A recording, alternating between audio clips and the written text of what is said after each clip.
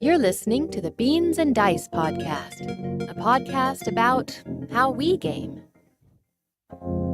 Hey, folks, welcome to the Beans and Dice podcast about how we game. I'm Carlos. I'm Rob. I was solo on that. I'm Mike. And I'm Wayne.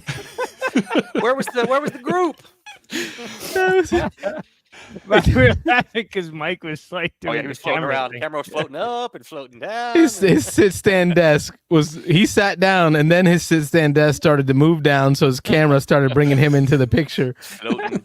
It reminds me of like the old Cosby bit where he looks like he's walking down the stairs.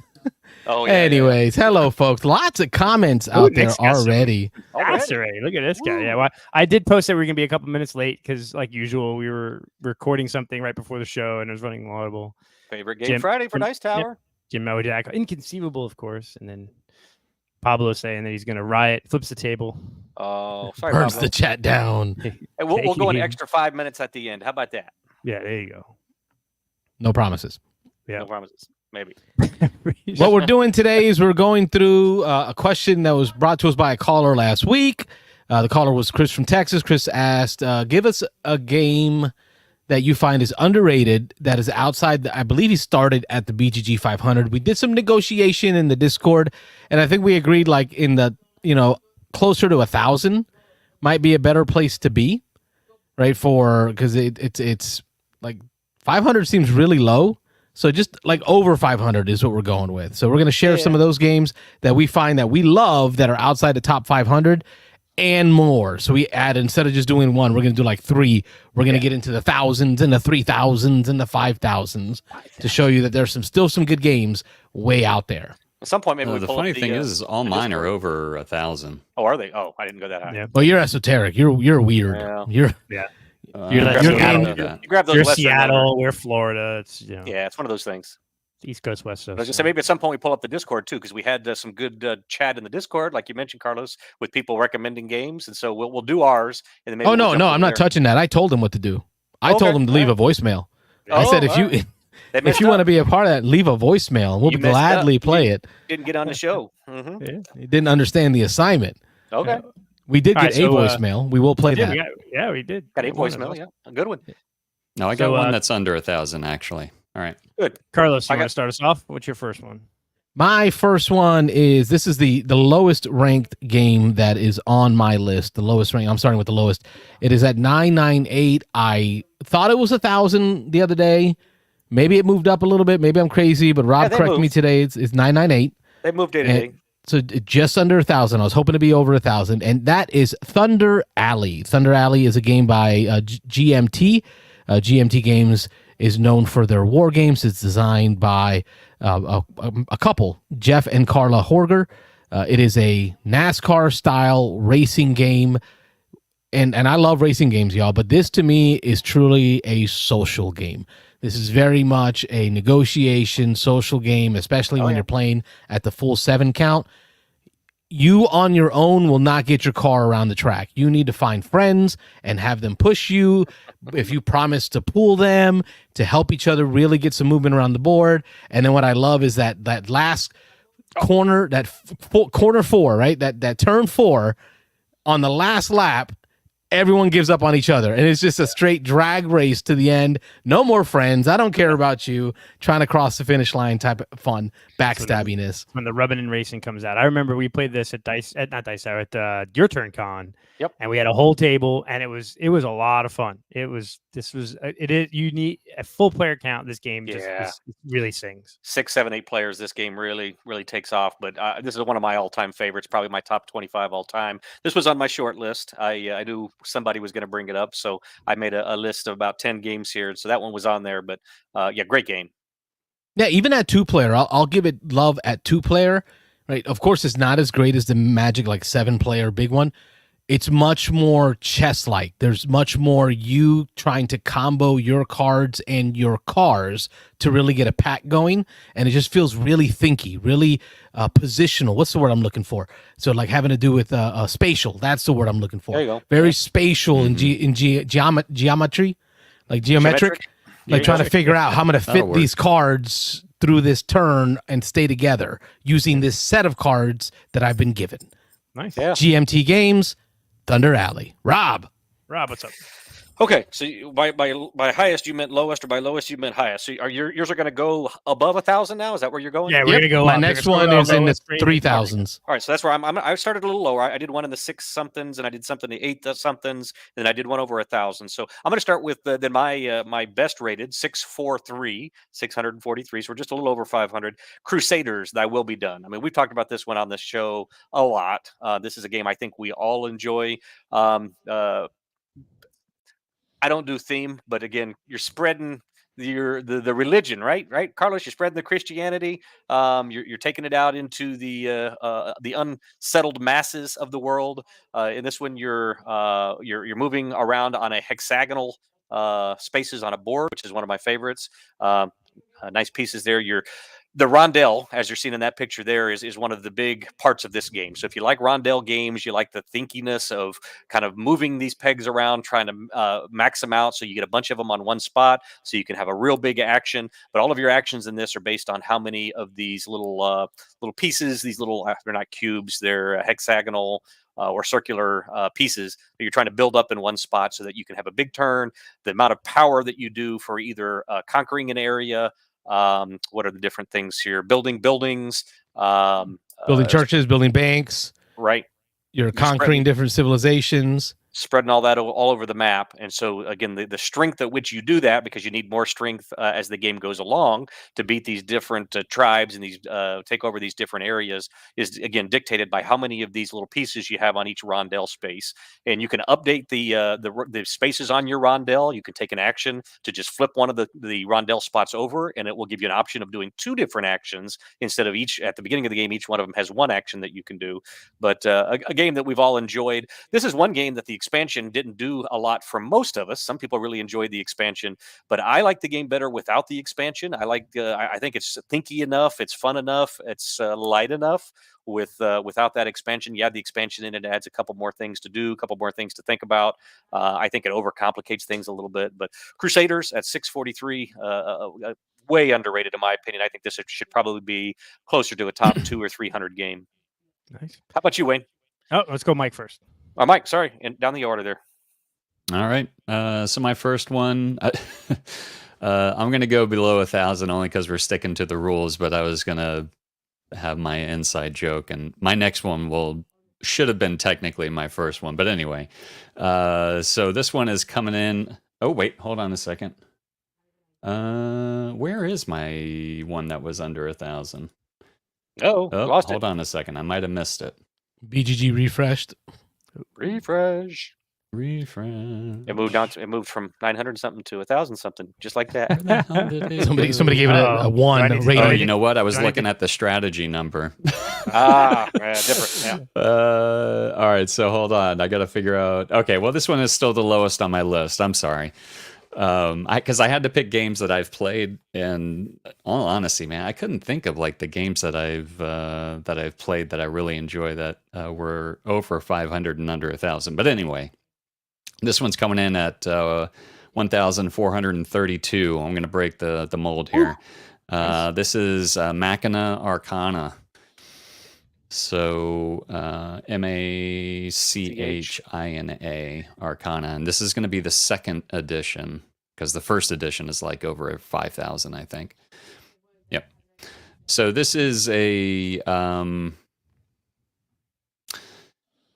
entire game is really based around this story. And its story is broken down into chapters, so you can do like one-offs if you want to. So what you finish in one chapter isn't going to carry over into the next, and you can even pick different characters. But the storyline itself does kind of like play through, and it's very steampunk.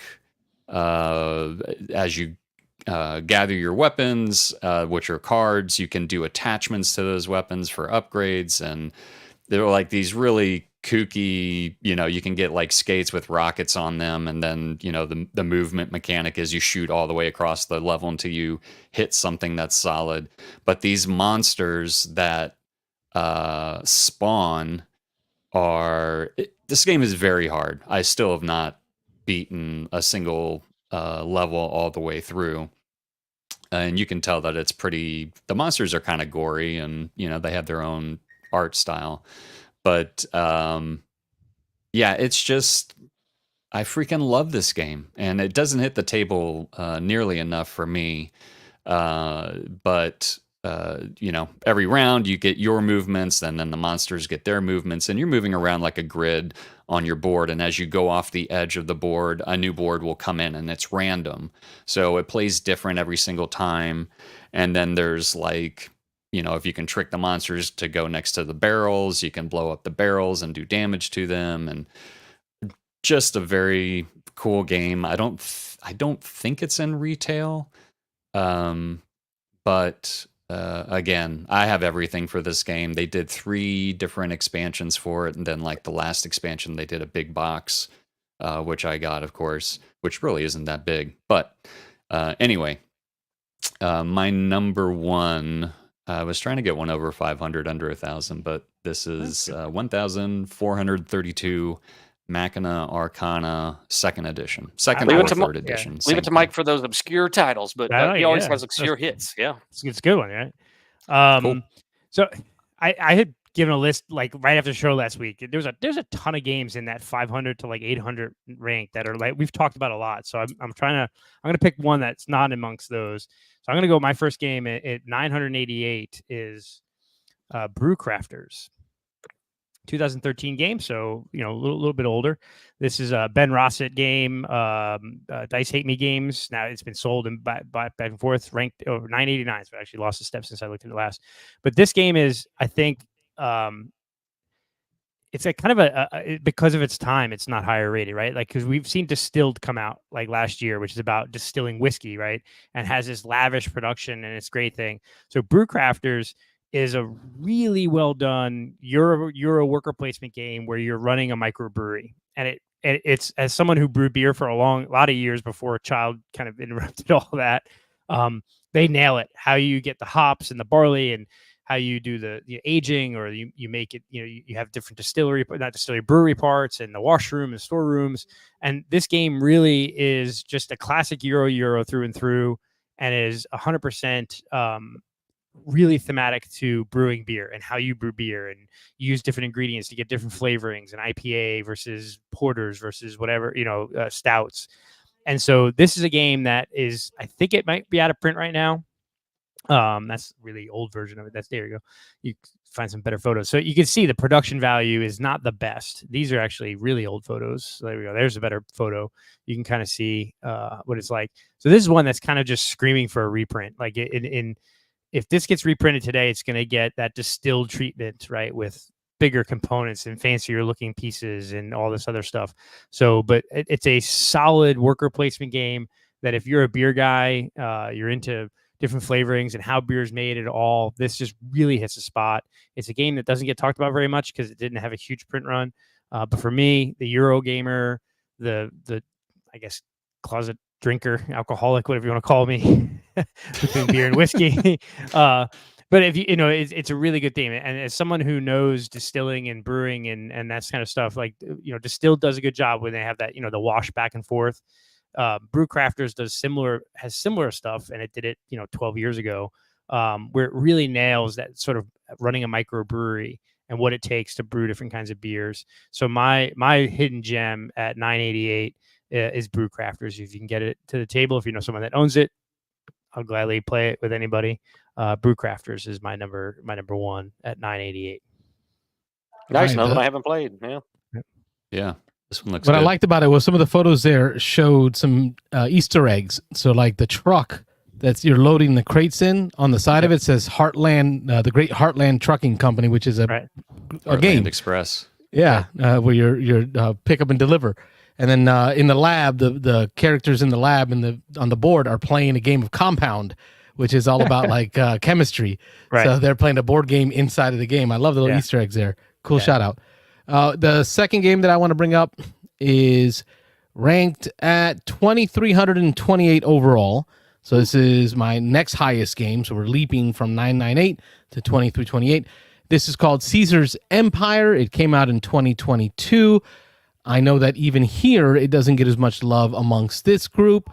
But I still think I'm with Chris Yee. He gave it a 9.5, I believe, or was it a 10? Like, it was up there. Like, the man dang near called this game perfect. I would not go as far as calling it perfect, but I find this to be an awesome little Euro game.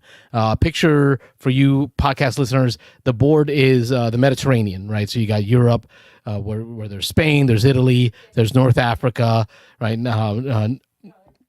And then what you're doing is you're going from Rome out and away from Rome, building roads. So there's dotted lines on all the roads that you can build. Each road is going to lead to a city. Each city is going to have a type of resource on it. Each city is going to be grouped into a group of cities of different colors. There's maybe, I think, 5 different groups of colors. You're going to be fighting to get to different cities, to grab that city and own it and its resource that's on it. You're going to get points for the highest valued city within a color group of cities. So you're going to try to fight for that highest valued city within that color group, because that's the only one that's going to score, is the one of the highest. So if you have like 4 blue cities, you're only going to score your highest blue city in value. That resource that you collect, you're going to be adding it to your resource tableau. There's a little dashboard you have in front of you with all the resources. So you're going to get victory points for each resource that you have in the quantity of those resources. So you want to get some depth in the same resource, because you're going to get points for having multiples of the same type. But you're also going to score points for variety of resources. So you really also want to diversify. You got to find that balance. Do I want to really just focus on diversifying, or I want to focus on getting the most of a resource? You're going to get points for gold that you collect from different cities. But each time that you go out from Rome, you're going to place one of your army troops to build that road. And then you're going to score points as soon as you place that piece. Imagine a train from Ticket to Ride. It's kind of what it feels like. You're going to put a train out of soldiers. They're going to build that road. And then you're going to score points back to Rome, the number of roads that lead back. So if you're all the way in Egypt, you might be counting back, 7 segments of road to get back to Rome, because it's a really long road. So you're going to get 7 points. But you know who else is going to get points?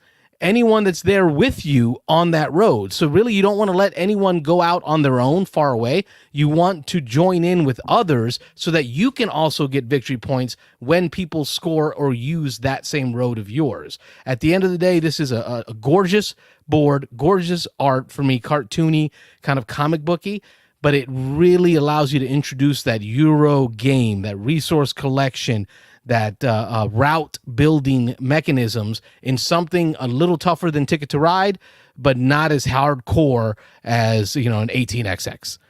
Caesar's Empire. Sweet. Yep. Holy Grail games, and I saw it at Target on sale. Really crazy. We played it that one time, and you kind of went east and ran away with it because everyone else went west, and I was like, oh, maybe there's a runaway leader issue with this game, where if you really have to. But I've played it twice since then, and it was more balanced because people were like diversifying more. So I'm warming to this game as a better game than I thought after that first play. So you cannot let somebody run off and make one long road on their own. You got to break them up. If they have that long road on their own, they're going to score all the points all the way back every time. Yep. Cool. All right, Rob, what you got?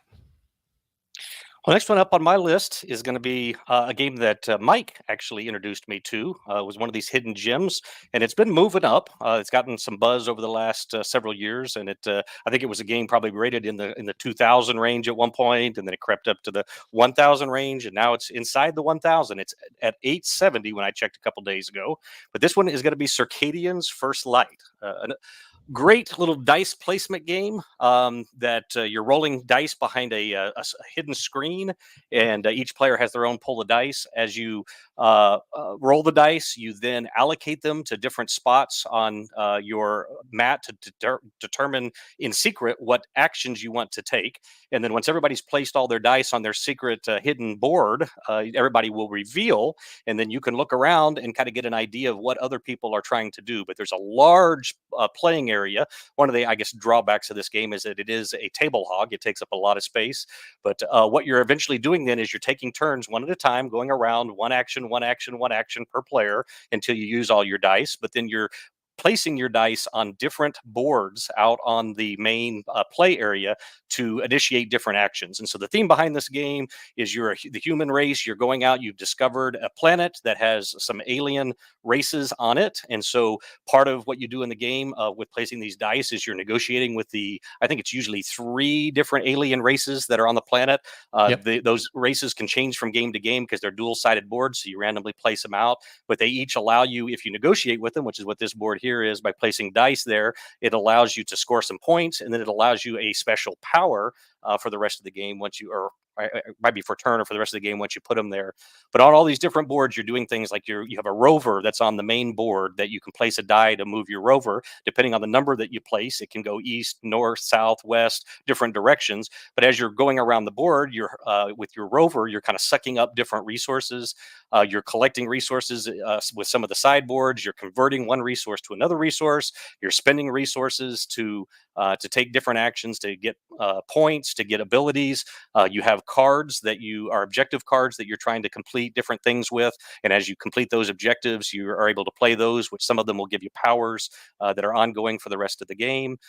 Just lots going on in this game. And I think a lot of people avoid this one just because, again, it is, number one, a table hog. And number two, there is a lot to think about. There's a lot of different things going on. But I love dice placement. Even though I don't generally like dice games, this game has a lot of ways to mitigate your dice rolls. And so it's not completely luck-based, which is nice.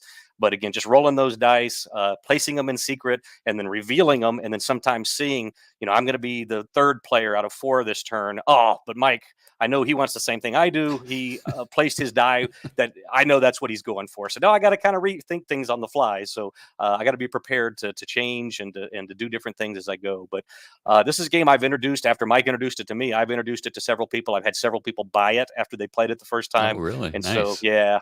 At Dice Tower last year, we had I taught Diego and several other people to play, and I think at least 1 or 2 of those people just from Dice Tower last year picked up copies of it. I think one of them in the flea market there. But yeah, Sweet. A real hit game. 870. I kind of see this one to continue climbing. I would hope. They had a second reprinting of it, and in the same universe, they've actually got a couple of other games. So in the Circadians universe, there's a series of games. From what I understand, they aren't real similar. They're just using that same universe, that same art and things. But Circadian's First Light is the one that grabbed me, and that's one that I really like. I concur. Awesome. All right, Mike, you're up next. All right. My next one, which is a very close second to my initial pick. I got to find my screen again over here. Where the heck did you go? Man, I'm so prepared for this. There we go. So this one is coming in at... oh, no, it wasn't even close. My bad. 3,416. And this is Asonia.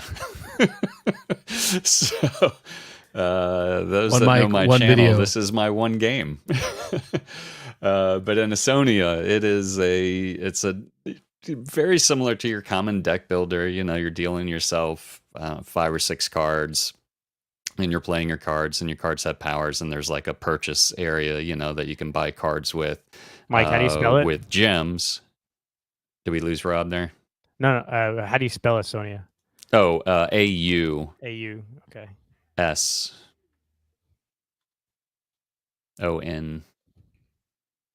There we go. There you go. I was asking the question. I was on mute myself. No, I'm sorry. No, it's all good. I was on mute. It was my problem. So the cool thing with this game that I like is every single card is unique. You all start with the same starting deck of 10 cards, but every card that you can purchase is unique. And the neat thing is that you're purchasing cards and you're activating cards with gem cards, basically, that are part of your starting deck. And you're buying them from the road, they come into your area, but then there's like these other powers that you have that the object of the game is to get the 60 points. The first person with 60 or more points at the end of the round will be the winner. And you can gain points, and then other people can kind of target you to take away those points with corruption. So you're trying to gain influence, 60 influence. And a lot of the cards have two different things that you can activate on the card. Some you pay for with the gems. Some will activate if you used a power that card needs in order to activate for that other power. And then there's also different factions. So like in the top right hand corner of the each card, it will show like there's 5 different factions in the game. So like if you played somebody from the Skull faction, then on another card, it may say, well, if you played a Skull faction card, this can activate if you wanted to. So there's different powers like, your typical draw card, gain influence. You can do corruption. You can have somebody else discard a card from their hand for that round. And then one of the cool powers I like is you can create what they call I'm trying to remember the name of it. I can't remember it, but what it does is you're using 2 cards and you are creating a permanent gem in your play area that will add to whatever is in your hand. So your hand size limit stays the same throughout the game, but these gems that you have created, and I wish I could remember what they're called, that stay out on the board in front of you, they give you more purchasing power. So as the game goes on, more purchases can happen, more activations can happen. So people will start getting points like a lot faster. I've seen like a game end in probably 3 or 4 rounds where somebody needed 60 points. They were sitting at like 28, and then they were doing this to give them this power, and they, draw 2, get this influence, and they ended up winning the game that round. And they were, all they needed was like 40 points, only 40 points, and they ended up getting it for that round. So, and there's like many expansions that will give you asymmetrical powers. And then there are Steve, don't let the gems fool you into thinking that this is a Splendor Plus like game. He says it really isn't. But anyway, so that's my second pick, which is in the 3000s. Asonia. This is the same company that did Bone to Pick, which is that I consider it kind of like a party game, like where you're attacking zombies and you're taking them out. This is a very small box game, and highly recommend it if you can find it. It probably isn't very expensive because I don't think many people out there are like super crazy about it. I don't even know what the rating is on BGG, but anyway. Good. Jim's making fun of my Jim's making fun of my comparison of Versus Rat, which is also less than 500 rated to Shoots and Ladders. But all I gotta say is if I'm going to a masquerade and a young lady comes up to me in a dress with that 5 o'clock shadow, I'm gonna have some questions. Whoops. Wow, easy there. Anyway, all right. So my next one is rated 1521. I'm gonna go with. Ooh. Yeah. And actually, I'm not in the right spot here. it's very dark, like on the artwork. Yeah. It's very shadowy, and Yeah. I'm just kind of kidding. Yes. Kind of. Kind of. No. So anyway, so 1521. Actually, what's interesting, I think Z and 1 or 2 people from the Dice Tower actually talk about this game a decent amount. It's a lightish game. It's fairly quick, 45 minutes max. Selenia from 2018. What's cool about this game is it's got a modular board where basically the premise of the game is you're on a planet where there's always a dark side, always a light side. And there's kind of an airship that's going to be going around the planet. And the goods you collect on the light side, you'll deliver sort of for victory points and completing quests and stuff on the dark side or the light side. And the goods you collect on the light side, you'll deliver on the dark side. So as the board rotates, I'll get some photos here in a moment, but you can see the board in the middle. As that airship moves forward, you'll take the furthest tile from the light side and flip it, and as you flip the tile over, it'll become dark side. So the game kind of rotates, kind of like on a conveyor belt, where you're kind of constantly moving the airship forward and flipping it over. And you can collect resources based on cards you play, and you start the game with a set number of cards, and you can flip them over, and it has a number on the card plus like a hole in the middle of the card. And when you play the card on the tile, it'll show what resource or victory point or what you can collect or deliver, and how many points you can get. And you have your own kind of airship in front of you. And as you're collecting resources, you're filling them up on the top and bottom of your airship for the dark and light side. And so it's kind of like this flowy type of game where you're kind of constantly trying to figure out how far you can get away from your airship. Because if you go too far forward, you'll have to wait, because when your card falls off the back end of it, you'll collect resources again. So you can play closer to the airship and it'll fall off sooner, or you can play further out and you have to wait sort of for that to fall off to collect the resources. So it's just a fun little game. It kind of had a unique, when it came out, 6-7 years ago now, it was kind of an interesting concept where it had this modular board that rotated and kind of flipped through. And as you're collecting these resources, the game state is constantly changing because the board you're playing on is flipping back and forth. So it's a fun little game, not super heavy. It's very easily teachable. And it probably doesn't deserve to be near, in the 1500 range as far as ranked games. It just probably hasn't gotten enough play, or it doesn't have a second edition. It kind of had that one big print run and then just kind of fell off. Vintage you trade art, which is great, but yeah. So Selenia is my second pick for the night, which is at rank 1521. So. All right, so now we will open up the phone lines, because we are at the half hour, so this will give us our chance to get the last one in while we provide you the third game that we've chosen.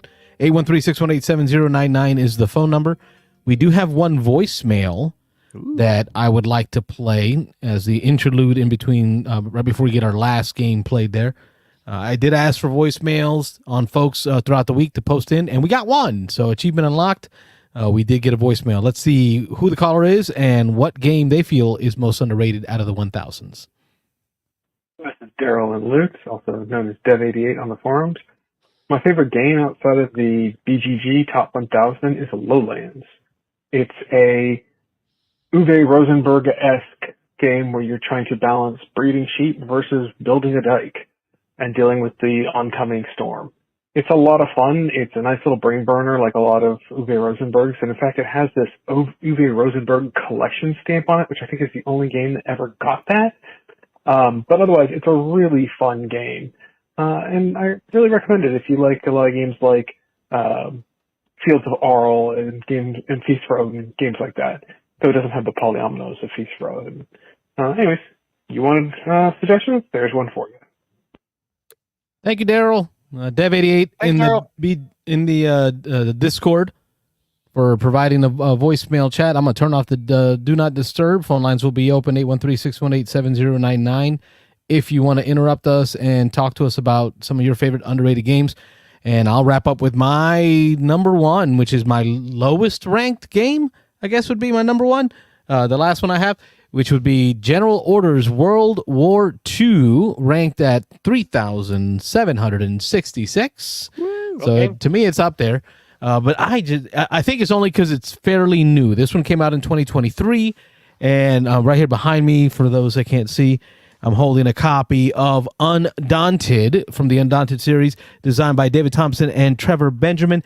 That duo came together with Osprey Games to bring you the General Orders World War II worker placement war game. Okay, so it's a worker placement war game. There's a board. It's got hexes on it.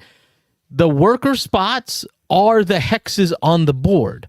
Your workers are your command tokens. You each get about 6 command tokens, if I remember correctly, and you're going to be placing those tokens on the board, but you can only place it in areas you control. So that's that war game piece, is you're going to be moving into spaces in order to take control of those spaces so that you can use your workers to do things like drop parachutes, throw bombardments from across the way, shooting cannons, right?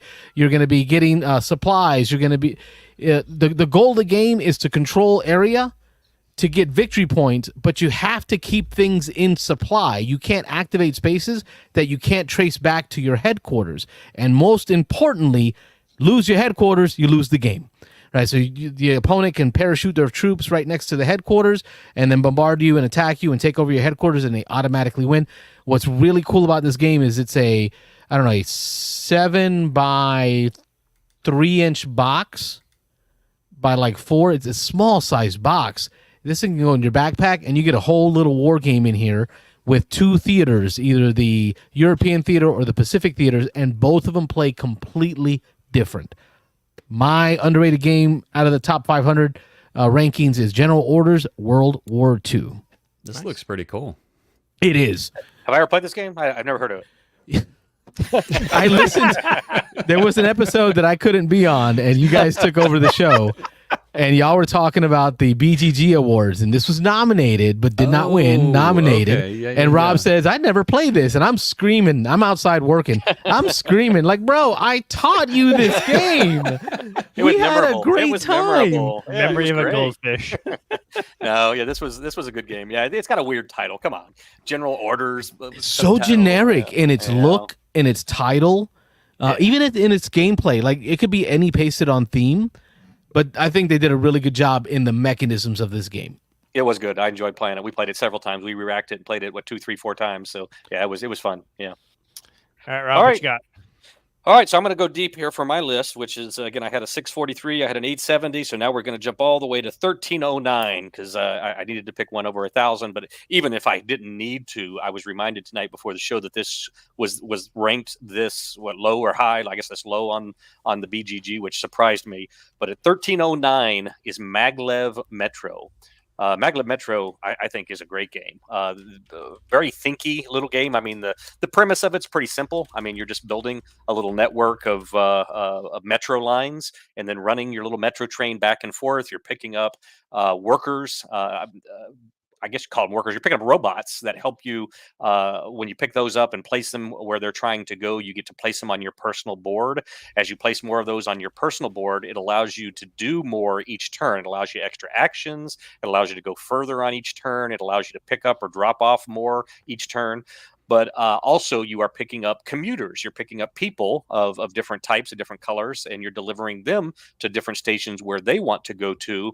And by doing that, again, you're placing them on different parts of your boards that in different combinations give you points so that you can end up scoring at the end of the game. You've got a hand of secret objective cards of 4 different types, I believe, that everybody has the same 4, like connecting certain routes together or having certain lengths of routes or delivering so many of a certain type of passenger. But you have these hidden cards, also these end of game objectives, and you are automatically going to score. I think there's 4 that you get, 4 of one of each kind.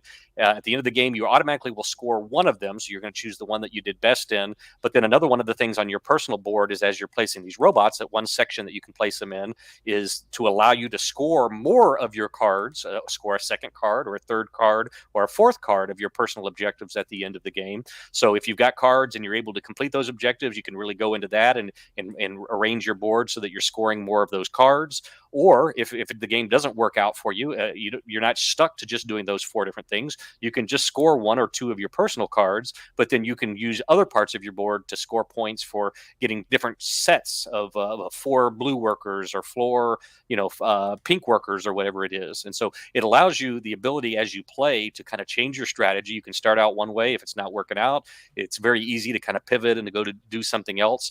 The game doesn't have any blocking. The table presence, as you can see, those of you who are watching can see from the photos here, the table presence of the game is really cool because you've got these different, each person has their own colored metro line. So in this picture here, there's yellow, blue, and green.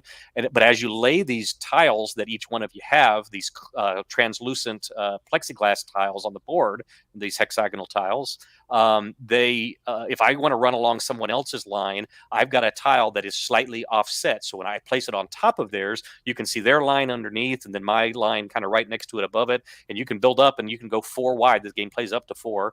And each of you can have your own lines that you can see as they go around the board. So I just think this game, again, it is fairly simple.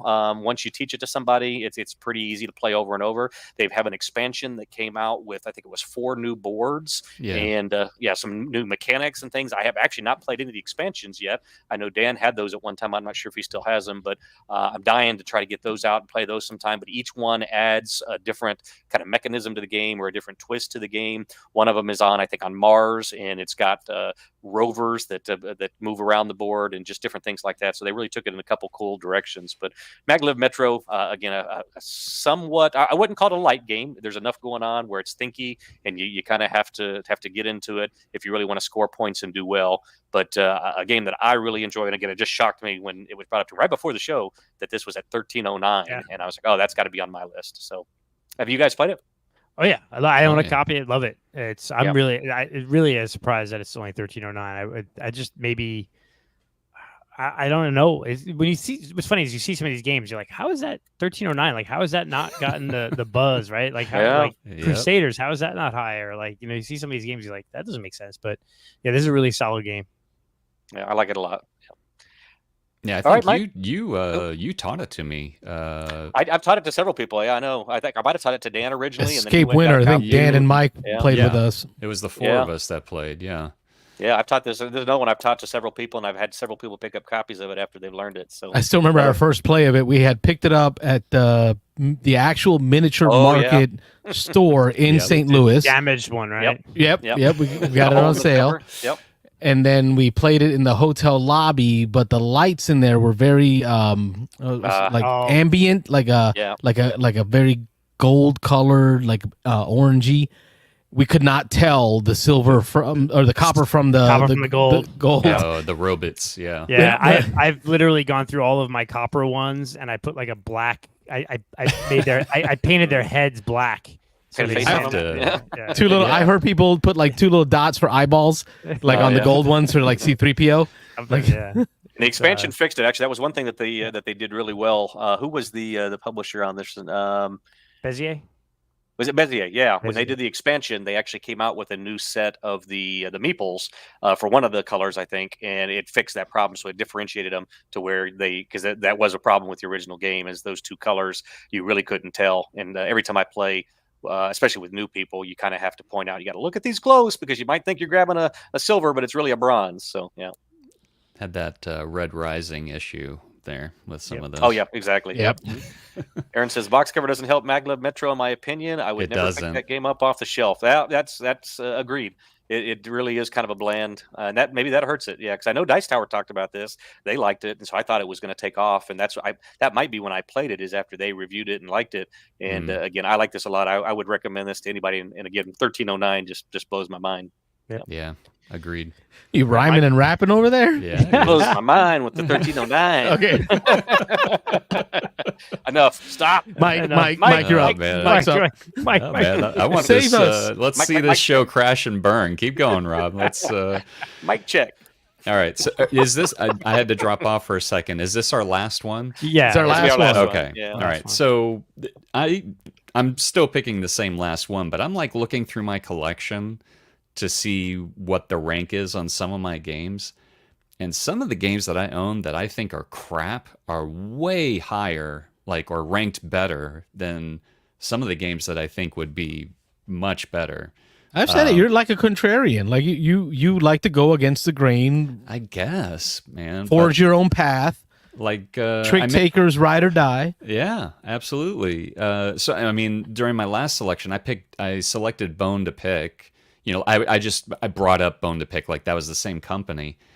That game is over 12,000 on rank, which, wow. I mean, and I see some of the other games that are before it. I'm just like, how the hell did that happen? But anyway, so my last pick so this one is coming in at 5,431. Woo! And I've talked about this game a lot. I tried to pick games that I really don't talk a lot about, but when I saw how high this one was, I was like, my goodness, this is Big Top. So this is the small square box game from All Play. It's a bidding game, and wrong Big Top. You are you're basically building up your circus. So you have your ringmaster that you start with, and then you have one card in your hand. So everybody has their ringmaster out on the table. Everybody has one card in their hand. And then when it's your turn, you are drawing a card. You are choosing which card in your hand that you're going to put up for auction. And then you're going to start the bidding. And these every card is going to have circles on it, varying various numbers of circles with different numbers inside, and the cards in front of you will also come into play. So if I put one card down and, let's say it just has 1, 2, 3, 4 on it, and I start the bidding at 1, then I get to take a coin and cover the 1. And this is how you gain points. So once you cover up all the circles on a card, then you gain all those coins, and that card goes into your score pile, basically. The few gotchas with this game is there are a few cards that have stars in the top right corner. Some have 1, a couple have 2, and I think there's only one that may have 3. If you do not have a card with a star in the corner by the end of the game, none of your points count. So it kind of, when you see the star cards come out and you don't have one, it's kind of like you start seeing the really high bidding going on, because some people definitely need one in order to get the points at the end of the game. And then there's even bonus points at the end of the game, as whoever had the most stars will get bonus points and such. But this one, every time I break it out, it's always like people pointing the finger, and somebody has like one card that could possibly give them 15 points, and they need like a number 5 on it. All they need to do is cover up the 5, and then when you drop the card, you start the bidding at 6, so they can't say 5 and cover up their 5 on their card and get the points. It's just a lot of finger pointing, and your money that you have, everybody starts with the same amount of money, but your money is hidden behind a screen. So nobody really knows how much money someone has at the end of the game, because if you're putting a card up for auction and somebody else wins the card, well, they have to pay you that money. So that money goes behind your screen.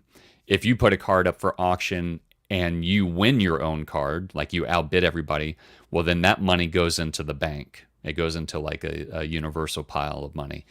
So it's when it gets down to the end, who, like somebody did 2 huge bids in a row and they won the cards, and now they don't have any freaking money, so you can easily outbid them, and the end of the game is kind of random because you're throwing that a fin card. It says fin, like French for finish, and it's shuffled into the last, I think, 4 or 5 cards. So you never know when it gets down to the pile, like, when is this game going to end? It could end at any time during those last 5 cards.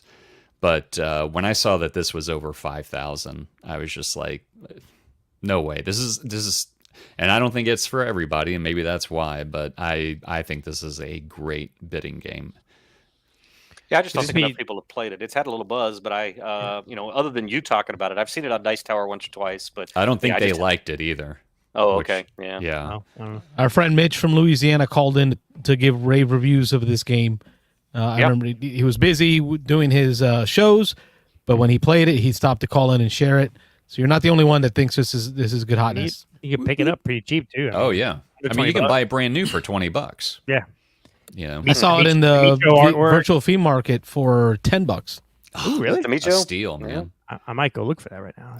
I think it was sold. Yeah. And you can get, not only in typical all play fashion, you can pay a little bit extra for the upgraded components, which are metal coins. Might do that. Cool. All right. So for my last one, it's interesting. I was going to go over 5,000, but I think we're going to pivot because the 5,000 game I have is good, but it's just it's a euro. I have talked about this game Nothing before. wrong with that. Those are good. He's going to concede the win to Mike for the highest or lowest ranked game. What was your game again? 5,400 something, I think. I'm only 5,028, so you'd win it. Oh, he didn't. Mike wins. Mike Worst wins. game. Yeah. Worst game lover. I'm gonna go look. I'm going to go back up to the 1800s then. I'm going to go New Bedford, 1879. This is a good worker placement Euro game with kind of some twist there. It's a game about historical game about whaling. I did talk about it a couple weeks ago because I've played it recently, so it's in my mind. I think this is probably low on the list because it was a Kickstarter game and it was plagued with issues. There was a lot of misprints on some of the tiles initially. and some stuff like that. So like that first wave of games that went out, there was a sort of a sour taste to it, but it's got some good little game mechanics to it, because basically there's two different aspects of this game. One, you can be building up the town of New Bedford. So you can be buying and placing tiles, expanding the town of New Bedford, which gives everybody more worker placement spots. And so as the town expands, but if you own a building, kind of like in typical games, if I own the building and you go there, you got to pay me $1, right? And I can use that. Then there's the board where you're going sailing and you're going out whaling. And so you're using 2 workers. So it's a very tight game. You get 2 worker placements every round to gather resources, and you can use those resources to either build more buildings for the town or send out a whaling ship. And you can send, and depending on how well you supply that ship is how far it goes out into the sea. And then each round it'll work its way back into shore, and you get to whale every round. When you get back into New Bedford, you're going to have to pay for all the whales that you have, right? And pay for those with money to basically you're paying for the processing of that whale.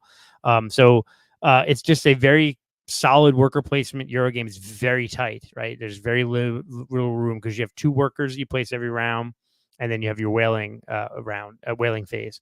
So it's very tight. There's a great Automa where you can play it solo, where you can play against various captains. And what I like about it though is, some people don't like the game because it's about whaling. But it's also historical. So you're playing, 1800s, right? And the interesting thing is, in the beginning of the game, you create this bag of whale chips, and you're full of open sea tokens. And as you whale, you're pulling chips out, and take the whale and put it in your ship, right? The open sea tokens go back in, but the whales stay on your ship. As the game goes on, that bag loses whales. Obviously, all the whales are getting whaled and getting extinct, and the open sea becomes more prevalent. So towards the end of the game, there may not be very many whales left in the bag. That when you're pulling out, you're going to get a ton of open sea tokens. So it kind of, I think, teaches a lesson about overfishing and those kind of things too. So it's just a good solid. It's one of the original sort of worker placement games that hit Kickstarter back in the day. Had some issues, hasn't really gotten a second printing, but it's a solid game. I like it. It's defined. I think there's 12 rounds, and you're placing 2 workers per round plus a whaling phase. So it's very quick. You can play it under an hour. So it's a good solid experience. So for my third game, it ranked 1800 plus, is New Bedford, a story of whaling and building. You had me at open sea whaling chips. Yeah, Yummy. no, that's what I'm saying. I know you like the whaling. Whale chips. This needs Star Trek for the Voyage Home expansion. Yeah. There you go. Okay, There's a deep hole. Yeah. Nice. So that is our underrated games outside of the BGG top 500, all the way up to 5,422, where Mike pushed it to. Whoop, whoop. We got one voicemail that came in. That was Dev88, also known as Daryl. He provided his. Phone lines are open. 813-618-7099 is the number. We're hoping to hear from you on your underrated games that you enjoy, or whatever topic you have for us. We will gladly take whatever topics you have. I, on the other hand, am not immune to the occasional Wayne rant. Oh, there we go. Here, now we're Priming 'em up. talking. Priming the pump. Hey, y'all get entertained by my rants. Thank you. This is true. No doubt. All right, Wayne's Carlos. rant. Carlos's rant. Let's go. All right. For me, my rant is sea salt and paper. Oh. Sea salt and paper, and the disappointment that Mike led me to when Mike said what an awesome box this game has. So small, so cool.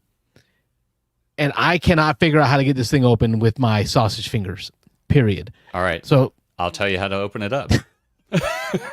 Even with no cards in it, I'll tell you how to open it up. So go ahead. I'm learning. All right. So on the long ends, right? So the top and bottom, you're gonna put it like flat on the table, like it's right. And then the 2 long ends, you're just gonna pull the bottoms out a little bit from each side. No. Come on, man. I'm. No. Okay. Oh, now he's doing it. He's out. It's out. There you go. See, it's out. What I'm saying is, like, underneath the lid edges, you're going to just pull the two sides out a little bit, like on the long ends. You're killing me, man. Hold on. Right. Carlos, check the phone line because I think James Odak said maybe he tried to call in and did you have to go to voicemail again? No, we did miss a call during my rant. All right, Odak, give it another shot. Phone lines are still open. I'm sorry, I was busy learning Phone lines are how to open this. You ready? Yes, I'm watching. Mike's gonna learn. What I'm saying is, Mike, hold on a second. Let's get you.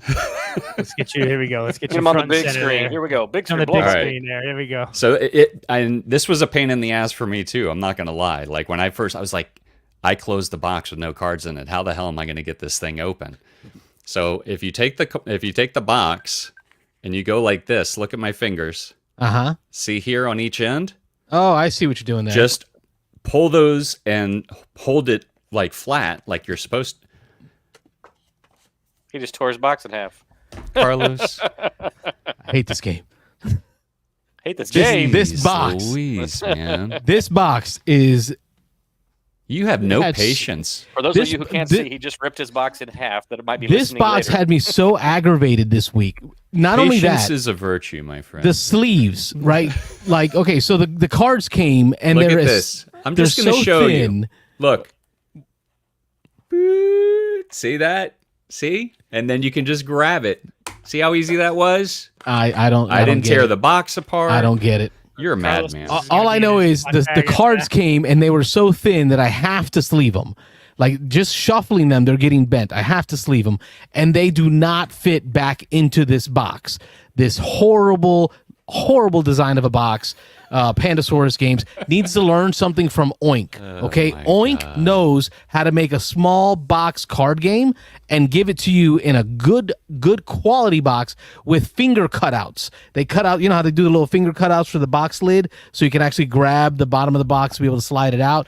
That's my rant for the day. Wayne's rant, brought to you by Carlos. Sea Salt and Paper.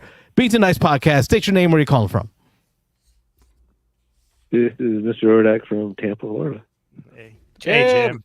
Hello, Jim. I just want to Jim. make it clear, Wayne does not endorse that rant. No, that's not a Wayne endorsed rant. And I just want to say one thing real quick. Instead of tearing the lid apart, why didn't you just cut the little finger holes in it? I bought plastic Ultra box covers, the Ultra box deck box holders. Okay, that's fine. And I'm gonna tape this lid to the box using clear. What's left of it there? What's left of it? All right. Sorry, back to Jim. Jim. So you've been publicly recorded as destroying a game. That's not the first time. Send him to jail. This is why I don't let him borrow any of my games. Cardboard jail. What's going on, Jim? All right. So do you want my three underappreciated Absolutely. games? Please save us Do from it. Carlos. All right. All right. got the So rankings, my right? first one is at 504. There we go. 504. Okay. And I posted this one on the Discord. It's Marrakesh. Nice. Good I'm game. really surprised it's not much higher. Right? It's a good one. Since it's come out, it quickly replaced my favorite Feld game, which was Trajan. Marrakesh is a Keshi drafting and worker placement game. Mm-hmm. So you choose a certain number of Keshis, put them in your hand. Everybody reveals them. They go into a little tower. They come out possibly randomly, get stuck, whatever. And what makes it really interesting is you place workers based on the color Keshis you put in, but you may not draft those colors, so you don't get to do that area's color action. So it's very Feldy. It's very thinky, very I want to play a this lot of so variety bad. and just a lot of. It's I good, really Mike. it's in my top 20. Heroes is I mean, good. You know what though? Because Jim stretched to get this one. Like he worked real hard. He stretched it because this one's 504. Come on, brother. Talk about low hanging fruit. This one's He's got 2 more to go. 504. He's got 2 more to go. Don't judge yet. He's got 2 it more. should be no lower than 54, though. 54. There you Take go. a 0 off. I agree. Yeah. I've never even played it, but I agree. It's good. It has the tower that It's- catches it's stuff. really- I love that mechanism. It does, but that also was a complaint about the game because when you play with the pieces that they provide, everything comes out of it about 90% of the time. Every now and then one will get hung up, and so they actually came up. Jim, if I believe this is the game they came out with, actually hexagonal ones that you could get because if you wanted to play a game where they actually hung up a little more, made it a little more random. They provided another one in the Camels and Nomads expansion, but it didn't really change it that much. I think it still kept. No. From what I gather, it's not intended to catch a lot of them. It's just supposed to be once in a while random, and it's always annoying because it's when you put it in the color and It's always yours. You got the first draft, and you're going to get that color, and it's always that one that doesn't come out. Yeah. But that kind of makes sense for a Euro game, even though it fell, with Burgundy, right? That has more luck with the dice mechanism. There's a lot more ways to mitigate it. With this one, I can see not having it to be a high luck factor. It's just like the occasional impact from luck. Keep the Euro gamers happy. There is a heavy combo factor in this game. If you get lucky enough to draft certain things, obtain whatever the various mechanisms are, things that work together, you can really rack the game points up. It's not easy to do, but all the stars align for you in one game, you can score a bunch of points. And that may be the one reason why it's not higher rated is because there is some runaway with it based on randomness. Oh, yeah. Okay. All right. All right, what you got next? Yeah, what's the next one? All right, so next one we're going to jump up to almost 2,000. There you go. Now you're getting respectable. According to Carlos. I'm sorry, not even almost 1,000. 750. Haven't even broke 1,000 yet. We haven't hit the Mount High Club yet. Like, haven't broke 1,000. Big jump for us. All right, so 750 is Whistle Mountain. I've played it a bunch of times. It just doesn't seem to get the credit as a really heavy Euro, but it is a heavy Euro. It just doesn't come off looking like a heavy Euro. I think because what was the game before? Whistle Junction. Whistle Junction. Whistle Stop. Whistle Stop. Yeah, that's the one I like. Very, very much not that game. Right. I think that's going to hurt the rating is because a lot of people thought it was going to be another iteration or a very close cousin of Whistle Stop, and it's not. It's completely different. Yep. So this game, your workers are three different sized blimps, which in their regular worker spots doesn't make a difference, but there's a tile placement aspect where you place tiles down, and then the size of your blimp that you place on those tiles gets you more resources and points. On top of that, you've got water that's rising, which is blocking off and changing the game as you go. It's very interesting, very unique with the water rising and the blimps and whatnot. And then you got the same thing. You've got different areas to go to with different combinations of ways to score points and bonus cards and whatnot that gives you the Euro endgame feel. Okay. I haven't played this one yet. I played Whistle Stop, but I haven't played this one. I actually just picked this one up in the virtual flea market this year. So nice. Oh, cool. We'll have to play it sometime. Yeah, I think I taught it once at your turn before it closed, and okay, two of the people I taught liked it, one didn't. Okay. Yeah. All right, so now we're really going to jump to the other spectrum here. 6,130. Holy mackerel! Man. All right, You're taking the cake tonight so far. This is a game I really like. I don't bring it out because I don't seem to get a lot of people that do like it, but it's called Deep State. It is a political themed game. It is a card drafting and then tableau building. I think that one of the reasons this game suffers is it says 1 to 5 players, and I've never played solo. I don't know what the solo is like, but at 2 to 3 players, it actually kind of stinks. You got to have at least 4 or 5. Have something to do with it. Yeah. Yeah. you got to have the 4 or 5. Otherwise, all the mechanisms of the drafting and building up of the game just doesn't work. And then I love the political theme of it and just how extreme they go with like the artwork and the Illuminati feel of it. Yeah. Yeah. You taught me this one at the brewery, Double Branch. Remember we played it over there at one of the Wesley Chapel game day meetups. Yep, and you taught it to us there. It was fun. I remember Oh, go ahead. Yeah, and I remember we had to kind of push through it because people lost interest quickly. Yeah, I was gonna say it was fun. I remember it. It was memorable. Although if I had to sit down, it's been a couple of years, I think, since we played it, probably about 2 years. But if I had to sit down and do it again, I don't think I'd remember how to play it. It'd be like starting over again. So I remember it was a good game, though. Yeah, I really like it. I wish I could get it played more, but I guess it's just one of those things, you love it or hate it. I've got some of those in my collection. For It's sure. unique. Oh, Yeah. cool. What else you got going on? Well, that's it. Thank you for letting me call. Yeah. All right. Oh, we appreciate you making it a call-in show. Absolutely.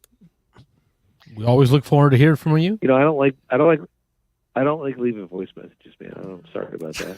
It's a weird thing talking to yourself or talking to a phone. Like, what year is it? 1990? Easy now. I'm kidding. I am retro-ish. I like the old tech, kind of keep you grounded. This new stuff with the kids meeting up in virtual spaces and face. Get off my lawn! Ask your kids. Get out of here. Jesus, man. Aren't you the youngest one out of all of us? He is. too? He is. I'm rocking my dumb phone. No Just apps. wait. I'm Just good to go. Give him a few more years. Well, Jim, Anyway, thanks Jim. for calling, man. Those Jim, were good thanks, man. choices. I really Appreciate it, do Jim. want to play Marrakesh, and Deep State looks interesting. I love that artwork, though, man. That artwork Yeah, it's looks cool. great. Very Illuminati, yeah. Yeah. Yeah. Have a good night, Jim. Have a good night. See ya. Thanks, Mike. Want to give a shout out in the Discords. My man Patrick, he's advising that at his church they're doing a men's fellowship game night on May 31st at Mission Hills Church, which is right near Armada Games. Mission Hills Church is just south of Armada on 56th Street on the same side of the road. It's a big Baptist church right there from 6 to 8 p.m. at room 213 of the admin building. And he was asking me to give it a plug. There is a link there in the call-in show discussion. missionhills.org is the website. Game night is what they're doing May 31st. Men's fellowship game night for those of you in the area.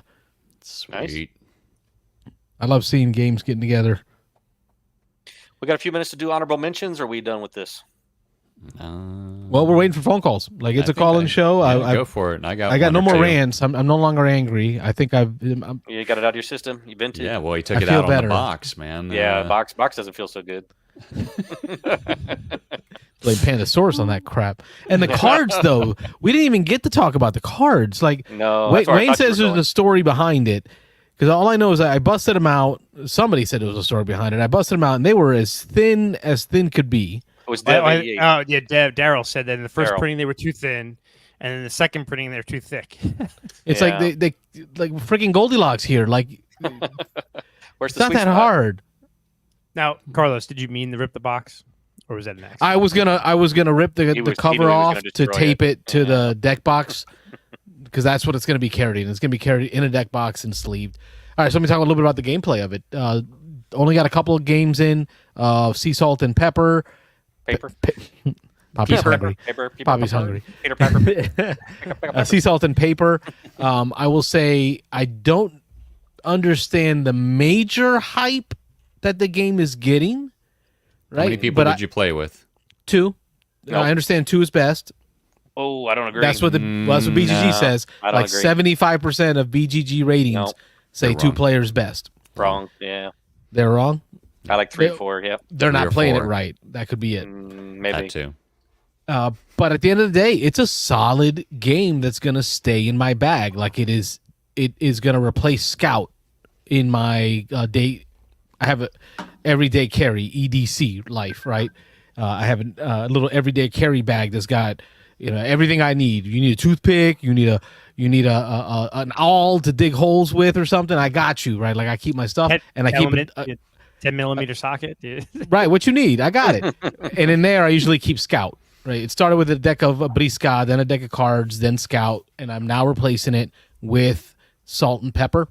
See, Salt and Paper. Salt and Pepper. That's the game that's going to take that spot of my everyday carry game. So it's good enough to become that. All right. But it's very light. It's very family friendly. I don't see it as a magical, awesome, should be game of the year type game. I would say keep playing it and come back after you play with more people and more games under your belt, and then tell me how you feel about it. First time I played it, I didn't love it. Second time I played it, I was like, okay. And then third or fourth time I played it, I was like, okay, I see what's going on here. There. Yeah. Beans and Dice Podcast. State your name. Where are you calling from? It's Aaron calling from Columbus. Aaron, am I wrong on Sea Salt and Paper? I actually haven't played it yet. Listening to it, it sounds like I have a small pet filler game I was going to talk to after sharing an underrated game. So it sounds like I need to give Sea Salt and Paper a try. But I actually haven't played it yet. Oh, it hasn't made it north of the Mason-Dixon. Okay, copy that. Okay. What's going on, Aaron? Yeah, no, I like the topic tonight. I did share. I shared a game in the Discord, Reef, and it got some polarizing responses. Some people were on board with it. Some people I really didn't enjoy it, which I think is interesting, and it kind of makes sense for what the game is. There's a lot of stressful moments because it is pretty tight. You're really just making some choices between playing, one of three cards in your hand or picking up a card, and it layers that on top of when you play a card, you get to take that action by putting these coral reef pieces on your board, but then you score based on the scoring condition that card has too. And so, of course, they've kind of made those cards so that the pieces you place really don't impact the scoring. And so you're kind of looking at this top-down view of your reef. And it's a lot of like, I'm not going to get any points for this play, but I'm kind of setting myself up for more of a long-term play. They're kind of trying to kind of chain some things together, but it's a pretty limited space. You're not able to have a handful of cards. So I can understand the frustration of, feeling like you maybe aren't able to do what you want. But those moments when you can chain a few things together and get some really big point turns, it feels so good. It feels like you're really done something really intelligent or built, chained a few things together that is hard to do. So very simple game, but at the same time, it's got kind of some of that stressful strategy in it. No, you brought up a great point about it being kind of some polarizing comments on that, being indicative of the type of game it is. But I think it's more indicative of the range of games that we're looking at. Like as we get deeper into that higher, or I would call it lower ranked games, right? The higher the number, the lower the rank. The more polarizing I see the comments and the chats and the reviews on those games, to the point where you start to find those cult hits, right? Like they got their super fan base. Either you flip a coin, love it or hate it. I think that's where Mike lives. Mike lives in those games where either everyone hates it or everyone loves it. Mike's polarizing. Yeah, and I think it's an Emerson Suchi game. So like if you played Century and you kind of see how kind of tight that is, you can kind of see there's like they've just pulled a lot of mechanisms out of that and kept it kind of very, very simple. And so I mean, Century got all the buzz in the world, and then Azul got all the buzz in the world, being from the same publisher as Reef. But somehow Reef just kind of, I mean, not that I think it's at like 6, maybe it's in the 600s, I think maybe. So it's not that far off, but it just didn't get the buzz of either of those two games. Can I tell you why, for me, I've never had a desire to play it? I guess I'll tell you, it's my show. Okay. Yeah. It's their show. It's their show. Oh, that's right. For 10 minutes when they call it theirs. Yes, it's their show. It's the pieces. There's something about those pieces that to me look like Duplo kids building blocks. Like I don't know if you've ever seen the flowers on those Duplo kids building blocks. it just it doesn't have that that aesthetically pleasing componentry that would draw me to a Sagrada or an Azul. It just looks like a kid's toy. I was going to say it if you didn't, Carlos, but that's been the number one knock that I've heard on it, is that people say they can't get over the toy factor of that game, that it's like moving around big Lego blocks. It's interesting. The two pieces on that. One, I've got my 2.5-year-old son, and he doesn't play games, but he wants to play games, and so Reef is one that we'll pull out, and he'll love playing with those pieces. So it's pretty funny that you say that. Just the colors and stacking them up, but they actually are kind of nice. They're chunky bits. They're they're very tactical and stack well. I guess you can kind of see that from the look, but from playing the game, they're very functional, and they don't keep. The Plan B games makes No, we're losing you a little bit, Aaron. I think breaking up there a little bit. Yeah, you're breaking up. I don't know if you're in a bad area there. I might have lost him. Oh, can you hear me? We got you. Oh, now we got you. Yep. Am I back? Okay. Yeah, I was just saying. I mean, they're good components. They're fun to play with. I mean, it's in line with a lot of other Plan B games stuff, But yeah, maybe that's it. Maybe it just doesn't feel like it's a very simple game, but there's some strategy to it. Like I heard someone say, I think someone mentioned, it's for it feels like it's for kids in the Discord. I mean, kind of making some of the connections on that strategy of which cards to play when. I think there's some maybe older kids that could handle that, but I certainly wouldn't call it a kids game. Well, Craig Bowser in the chat is agreeing with you. He's putting Reef over Azul, and he's commenting that more long-term planning, and then he's also saying, but still simple mechanics, which are nice. Those are some of my favorite games, like the John D. Clare games, where the mechanisms are easy, but there's really a lot of depth in his design. Yeah. I think the issue you get there. I'm sorry. The issue you get with Reef, and I've played it a few times, and I do enjoy Reef, is because of the look of it. You think it's going to be a lighter game, but it's actually harder to teach people than Azul or Sagrada or some of the other ones, right? So that's where I think it's that the look and feel of it. It's more, and I agree with Craig. There's more planning. You have to you're building. It's 3-dimensional too. So once you start getting 3-dimensional, and think about when you come, it's going to change. You got to look top down, and that can confuse people, right? So not a lot of people can think 3-dimensionally like that. So I think that's where Reef kind of loses some people because of the look and feel. You think it's a simpler game, but it ends up being more complex with that top-down 3-dimensional look of it.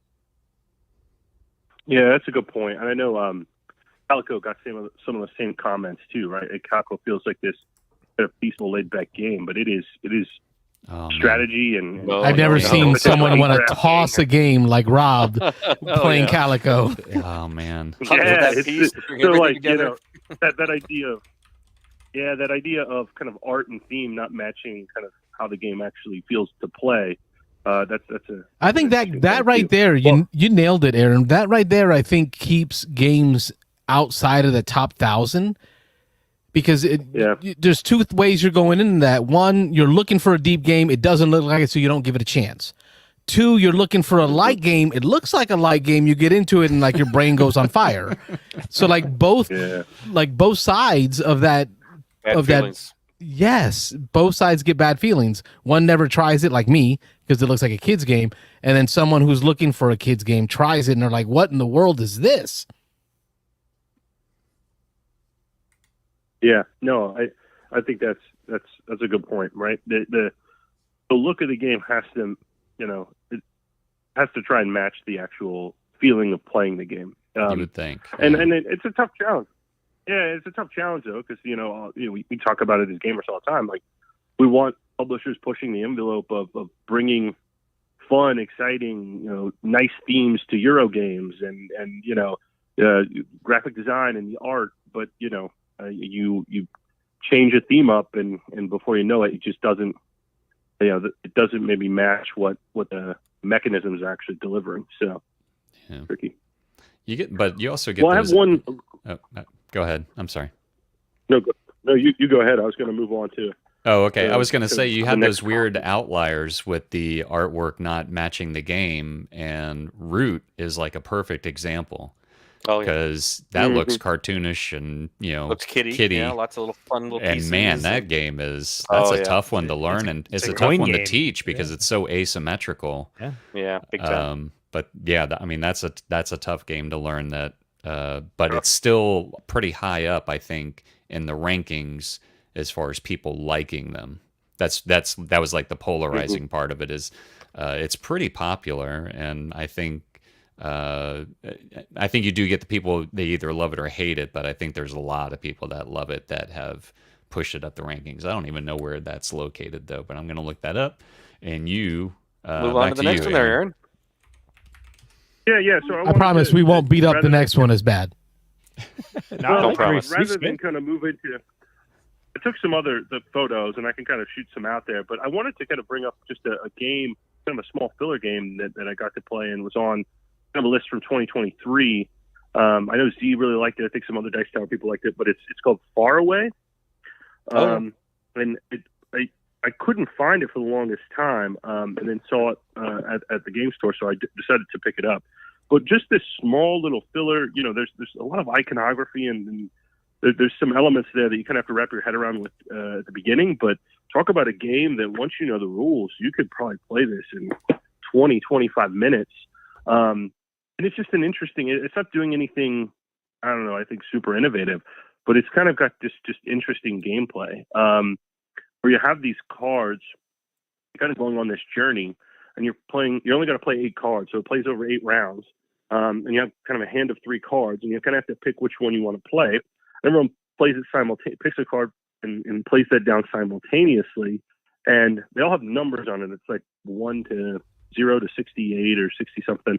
And those numbers are important because if you're lower, you're going to have kind of the better initiative to go draw your next card from this market of cards out there to replenish your hand at the end of the round. But if you want to kind of play progressively higher cards as you go, because they give you these, maybe they're called sanctuaries, but there's a smaller deck of cards that you draw from, and you get these little bonus cards to add to your kind of journey off to the side. And the whole thing you're doing here is these cards will have icons on them that you need to complete kind of this journey, but at the end of the game, you'll actually kind of flip all your cards over and walk that journey back in reverse order, and you only get to score points for cards for what symbols you have sewing. So, once you flip them all over at the end, that last card you played gets flipped back, and you're kind of checking it for scoring. You don't have any of the previous cards you played. You only have that card in these sanctuary cities. So it's this weird cadence of playing some cards down early that get you some points, but you're also trying to be mindful that you have enough resources to score things. It was really interesting. I only got to play it once. Plays up to 6, which plays 2 to 6, which I think is really great. And I think it'll be a regular filler for me for at least a little while. Aaron, while you were explaining this game, Wayne pulled up Far Away, but it was a different Far Away. And That's Carlos. it was like, it looked extremely involved, and I kept thinking, how is this a 20-minute game? Like, it's going to take you longer than that to set this game up. And now he's finally brought the right game up, and I was like, okay, this makes sense. I found it. There was Far Space Away, and then there's Far Away. Both of them were like post 2020. You just refused to bring up Far Away because it's a Pandasaurus game, and you're mad at your. Don't make me break a box. Don't make me break a box in here. It's a little bit bigger. It's a little bit bigger of a box. Yeah. No, this I've seen people talk about this game a lot, and I've only like, oh, okay, I see that game again. I've really never watched a review or even know how it plays. But now that I know it's a 20-minute filler, I'd probably be a little bit more inclined to learn it to see how it plays and see if it's something I would enjoy. I like this art. Yeah, the artwork is cool. The art's great.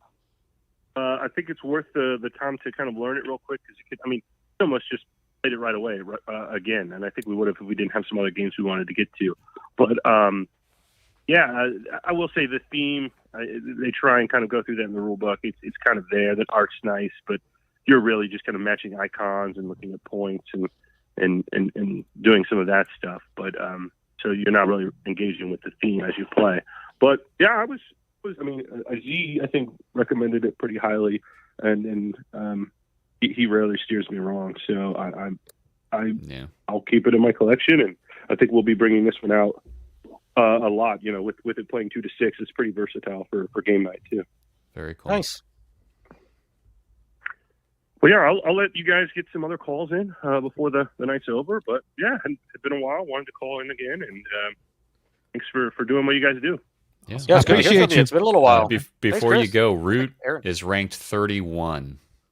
31. Wow, way up there. Crazy. Yeah. So anyway, But now, Aaron, real quick before you go, we can save this for another call on another day, because my daughter's going to be 3 here in July. I know your son, I believe it was right around the same time that she was born. A little younger, just a little bit. Yep. And we're like, wifey and I are starting to look at games for that real young age range, like Super Rhino Hero Jr., that kind of stuff. It sounds like you're already in that mode. So maybe we can connect in the Discord and or make it a topic of the show to go through some younger kids games, some like really entry level intro, and see if we can get some folks to call in on that. So let's touch back and try to make that a topic. Yeah, that sounds great. You know, we're not doing a lot of playing right now, but if I get a new game, he loves to sit at the table with me and get out and sort some pieces. And as long as I'm keeping an eye on it, I'm okay with it. Yeah, that'd be great. Let's connect. Awesome. Yeah, I love Appreciate you. Thanks, Take care, Aaron. Thank you for calling, man. yeah, see ya. That's Aaron from Columbus, Ohio. So since we're talking about rankings, I figured I'd bring this up, Carlos. So There's a lot in that. He said that. way you said There's a my whole name. lot in that. Carlos. Thought you were gonna hit me with all 3 names like my mom does. I just want to say one thing. Red Rising is ranked 953. Okay. 953. 9. So under 1,000. Right. Way too high. Way too low. Fantasy Realms is ranked 253. Makes There you sense. go. Makes sense. Oh, it does make sense to you, huh? Yeah. Did you see the new Star Realms that's coming out? Star Trek Realms. Oh, Star Trek. Yeah. Star The Wars. announcement No, I for missed that? What? They announced like a Fantasy Realms esque. You know how they did the Marvel one, the Marvel remix. Oh yeah, I heard that one. That one came out a couple of years ago, didn't it? Did it come out? The Star Trek one? Yeah, it's kind of, a lot of people poo-pooed on it. No, the Star Trek one's new. This one just Oh. announced. It was just Star announced. Realms, Star Trek. Yeah, this just got announced the other day. It's brand new. I thought Alright, they Mike. did a Star Trek. He's looking. He's looking. Oh, there's Oh, been a Mr. few Star Trek Generation. games that have been Let's failures. see, we got a call coming in. Yeah. Go I for missed it. it. Let's see. How do I push this button? Oh, and I hung Push up the on him. button. Whoa, man! Oh, nice. Way Call to go. back. Call back. Do you know who it was? I double tapped it. Oh, You only nice. double Pick tap up, hang up. zombies, man. Come on. Double tap it. Double tap. I Call got back in, quick please. Mike's itis. still. I'm Mike's still sorry. plugging away over there looking.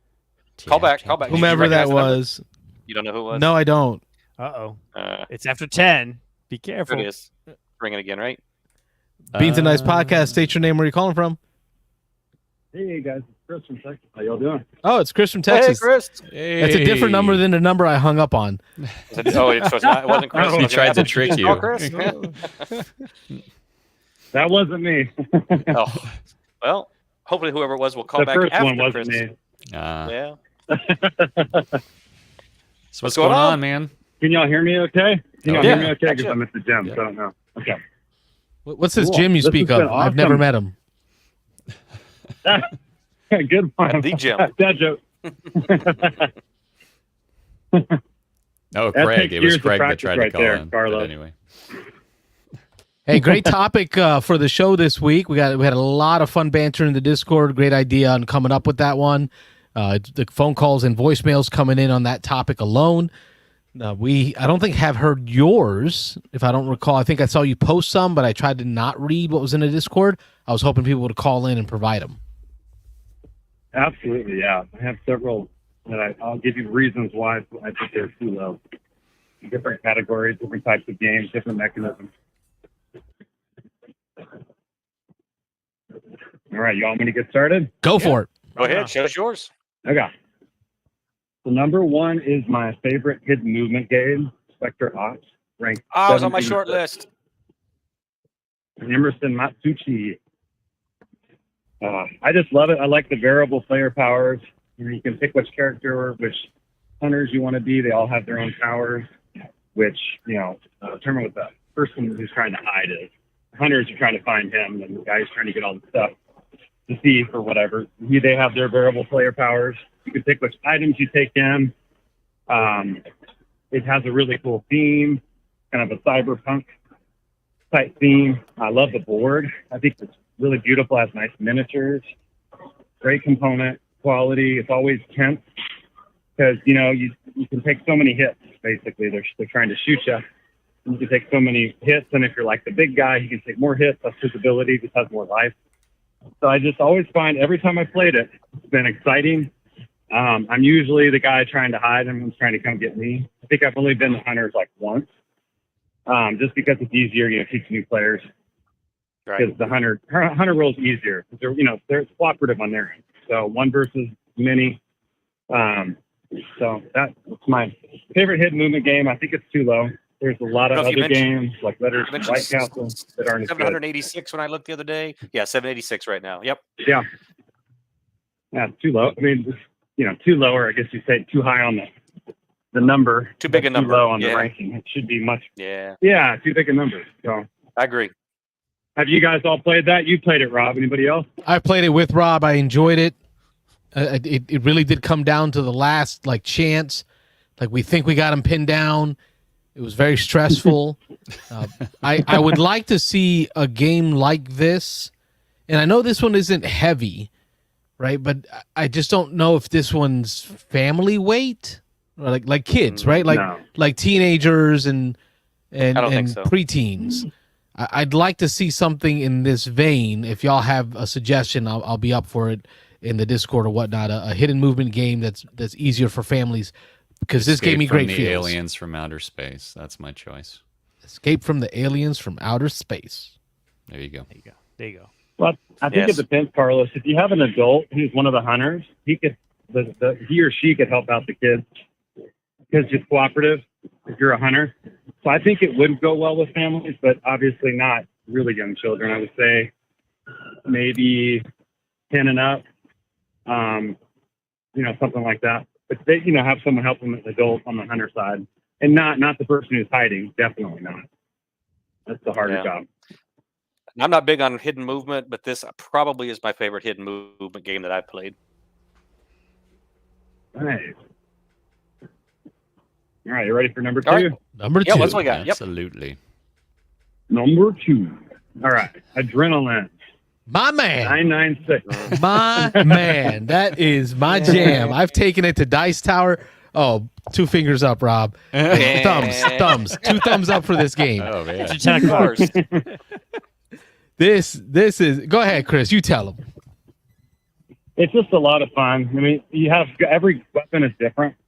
The way it fires, just the way you interact with the weapons is really cool. And it's like an area majority is kind of how I see it. The majority are the players themselves. You're trying to shoot the players. The person who gets the first kill gets the most points. Then it de-incentivizes you to just go after one person, which I like. I was So you going to just say pick that is on one of the most. guy. That's one of the most interesting mechanisms in the game. Is once you kill someone, going back after that same person again really doesn't help you that much. So you have to go diversify. You got to go get blood from everyone. Yep, and that's called. I think it's even called first blood. The first time somebody dies. Oh yeah. That for each person, it's really cool. And you get like a bonus if you're the first person to kill that person. I like the theme as far as it's just like a video game, but in a board game, it's fun.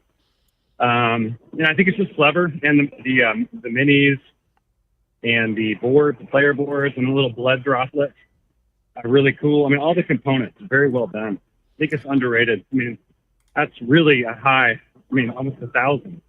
Yeah. Should be at least in the top 500. I haven't played this one, but I think actually what's funny is I recognize that box cover with like the smiley face thing. I think this was on, I want to say it was Camilla's top 100 just today. They were doing 40 to 30 In the So 40s? I think it was in Spoiler the 40. Yeah, whatever. It was Dice Tower. Go ahead and watch the video. It came out today. Cool. So yeah, I think it was Camilla, but one of the Dice Tower folks today had it really high on their top 100 list. So yeah. It's that resource collection piece with the cubes. You're really running around trying to grab these tiles that have the different cubes on them so that you can power your specific weapon. And every weapon uses different colored cubes in different quantities to trigger them. So like it has this King of the Hill kind of feeling, like I know Rob wants to get a whole bunch of blue cubes because he wants to hit me with his ice gun, right? So I just want to make sure I'm hanging around here in time to pop off on him before he gets there. Absolutely. And the other thing that's cool is you can hold multiple guns. I believe it's 3 guns you can hold. And the guns are crazy. One gun. It feels like what's that system?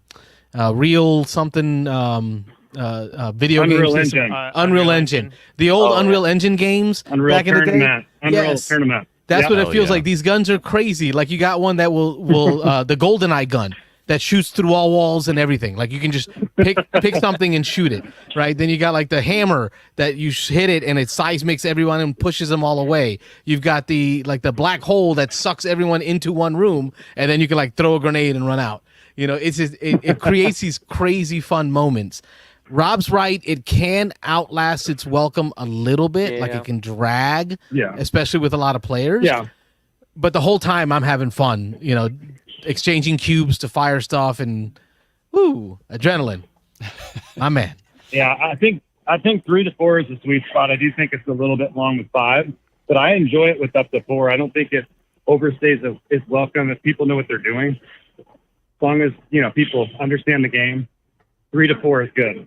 This would be a good one for like, you know, me, Gabe, Wayne, and Malcolm, right? So like, you know, 2 dads, 2 boys, 2 teenagers, right, or preteens, like that. That was crazy fun. Yeah, like if it gives you a little bit of the Fortnite feel on a board game, then the kids are in. So yeah, but it's not luck based. It's Euro based. You just got to find the right combination of cubes, collect them, hold on to them, and fire that weapon at the right time. Yeah. And I had the expansion like the team deathmatch, and so it plays 6 with that, and it doesn't drag the game because it's just 3 versus 3, 2 versus 2. Yeah. I really like that as well. I've only played it twice, that expansion, but it's really good and adds more weapons too and some other things. I didn't know there was an expansion for that. Yeah, if you like the game, I would highly recommend it because you can play 6 with it that way, and like I said, it doesn't drag because you're on teams. Carlos might be bringing this one with me to Dice Tower again this year. I'm down. Let's do it. My kid will be there, so yeah. Yeah, so will mine. Let's do this. Kruger versus Cabrera. All right. Fight. Fight. Good one, man. All right. All right. You're ready for number 3. Number 3. All right. Number 3, Raccoon Tycoon. This is my favorite. I haven't played this. Bidding auction stockpile game. Stock I want to play this game. And if you get the big box set, the big box like has other little expansions built into it, and then it upgrades all of your boards. They're all slotted player boards. It upgrades all the components. It's a huge box, but not like Everdell or big box. Nothing like a big box like that, but big size box. But it's so much fun, and it's so engaging. I mean, everybody's involved because if someone's bidding on a railroad, everybody's bidding. So you can pass, but everybody's engaged on the people's turns unless they're just selling commodities. If they're selling commodities, then they're just done in 30 seconds or less. So the turns are really fast unless they're bidding on a railroad. And then the auction, everybody's involved in. So I love that because there's no downtime.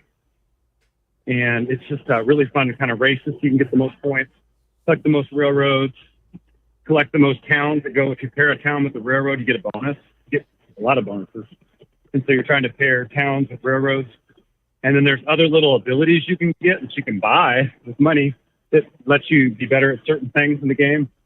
You get like a bonus when you collect these resources or this or that. There's different abilities or in-game scoring conditions. Like for every city you have, you gain +1 victory point or +2 victory points. And then, the better ones cost more money.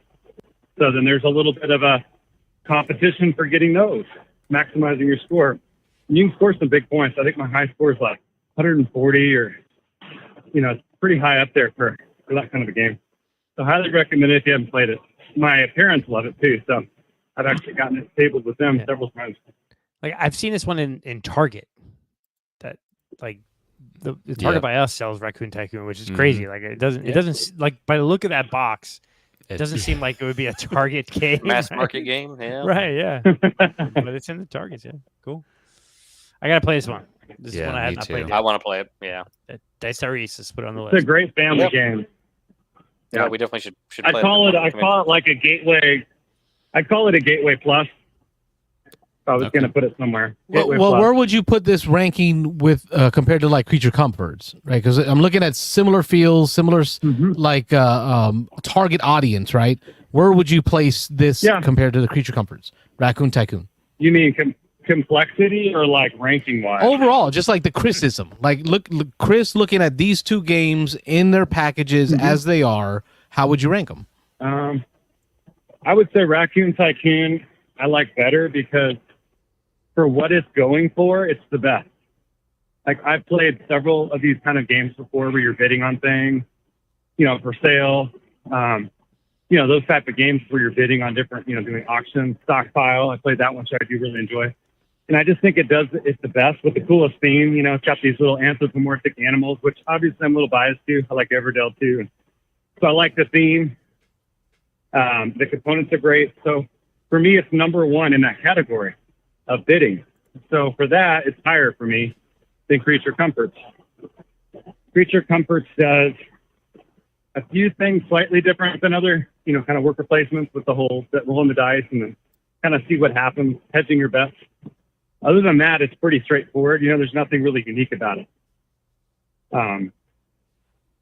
So this is a higher rated game for me. As far as in my top, 100 or top 50. Well, thank you for that insight. That speaks a lot, especially with the newness of Creature Comforts, the production value of Creature Comforts. To hear that this game, which doesn't seem to have the same production value, still stands out to you a little more. Yeah, and I think Creature Comforts, because it's newer, it's a little bit higher. I think on the BGG list, I think it's rated higher. It has to be. But I think Raccoon Tycoon should be much higher than 867. It's just, that's sad to me. So, yeah. Cool. All right. Well, we'll let you know after Dice Tyrese because it's on my list. I just wrote it down of games to play. Oh, good one. Yeah, keep us on track for that. Make sure you write down Adrenaline while you're there. Yeah. Yep.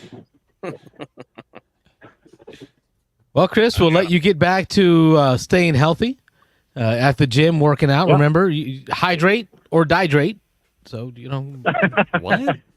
High or die? Is that what I heard? Hydrate or dihydrate, right, Mike? You're always with that gallon of water. Got to stay hydrated. Yeah, maybe we'll get another caller. We can hear their love. I love this show. It's been great tonight. Yeah, I think we had one from up north calling based on the zip code. I think it was Craig. We'll see if we can't get him in.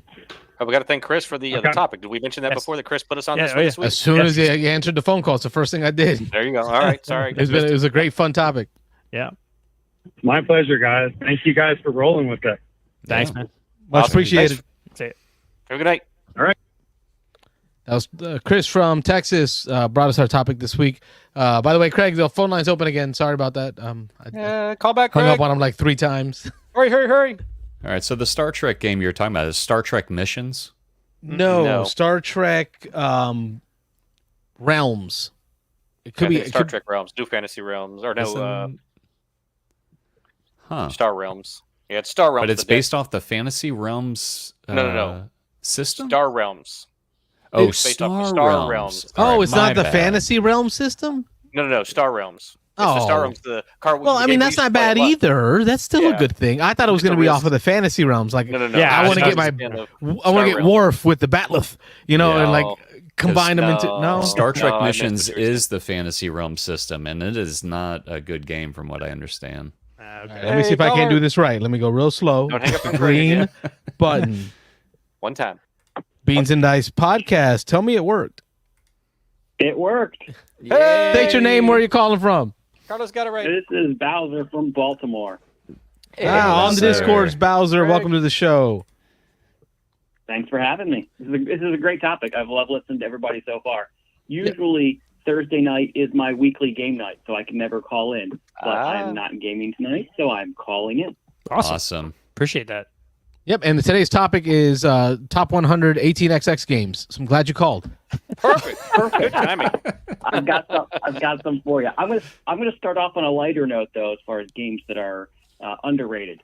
And this one probably might be well known for some people who have been in the hobby a little while, but if anybody who's newer might just look at the box for Red 7 and just pass it by, because it doesn't look like anything special.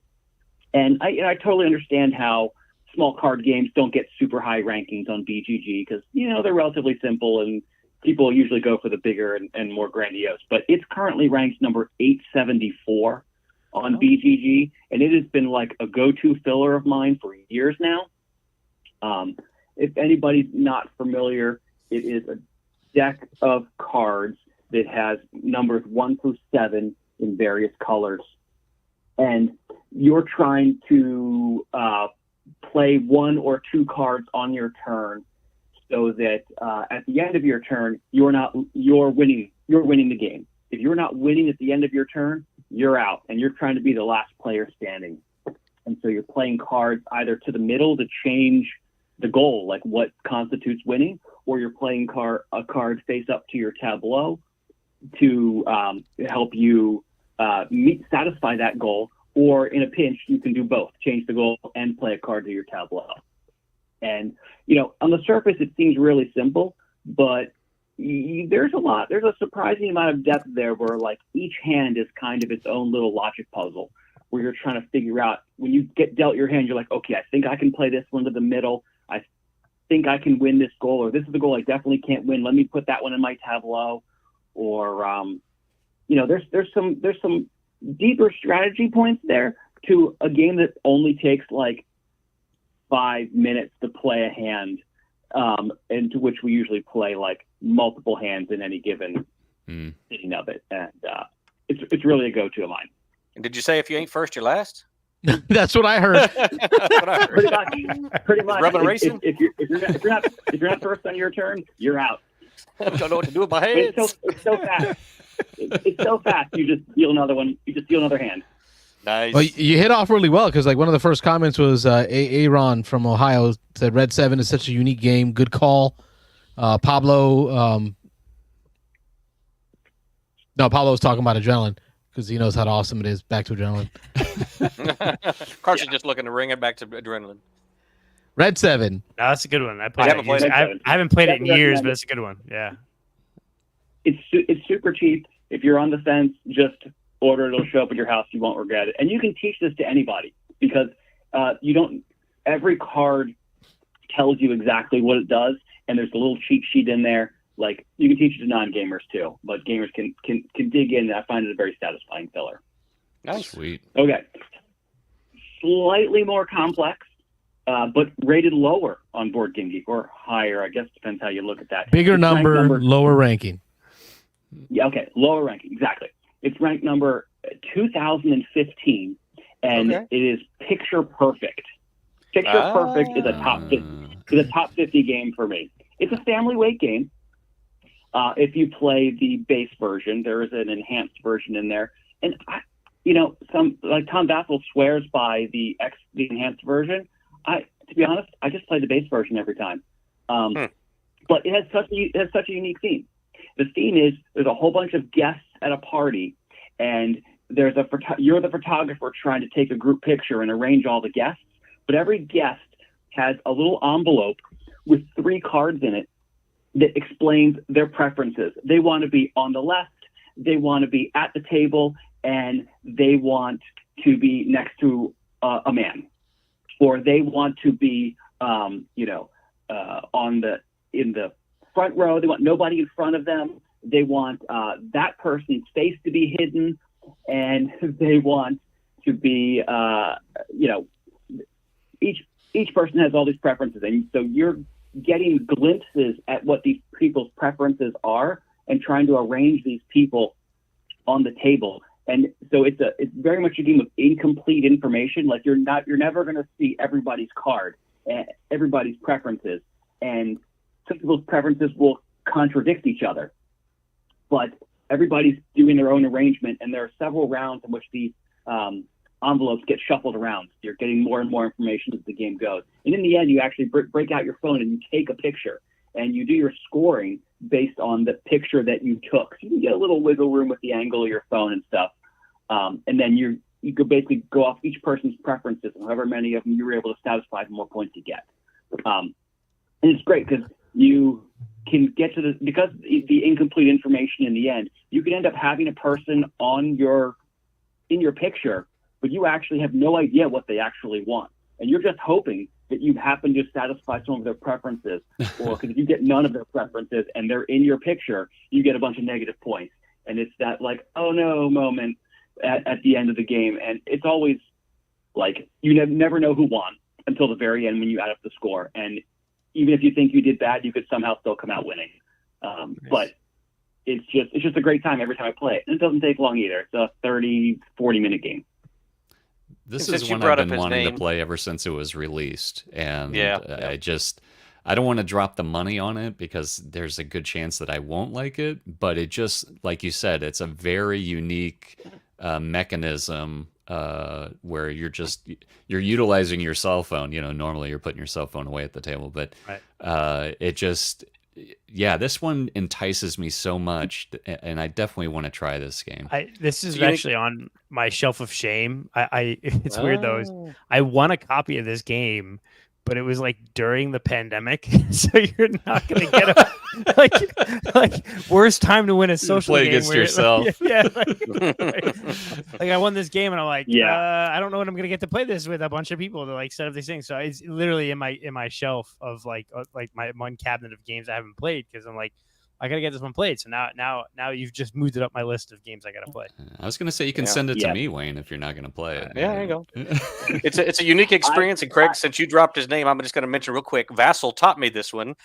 He taught me at the retreat right after it came out. Me and Dan and Will played with Tom Vassal. He sat down with us and played, and we all liked it. None of us were blown away by it, but we all liked it. So it was a good game. Yeah, I immediately bought the 5 to 6 player expansion because it's simultaneous play. It doesn't go any slower with 5 or 6 people, which is great. It fits right in that like 7 Wonders amount of time, that like 30 to 45 minutes. But it doesn't matter if you play with 3 people, 4, 5, 6. So and the 5, 6 player expansion just literally gives you pieces for extra players. That's it. And actually, this is a great game for a convention because it's real easy to teach.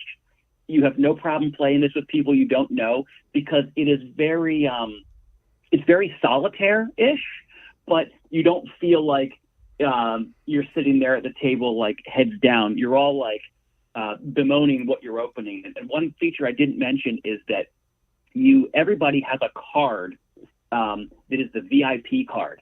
And during the game, while you're looking at these envelopes, at any point you can take your VIP card and slip it into one of the envelopes. And that person now scores double for everybody. Right. So if you can, if you see one like, I can definitely satisfy all 3 of these and throw the VIP in there, the next person who picks up that one's going to be like, oh crap, I definitely got to do these. So the players kind of have some agency over how the game is scored in the end, but then somebody might not even see the VIP, but then at some point they're going to realize I haven't seen the VIPs. That's a problem. I hope I can work this out.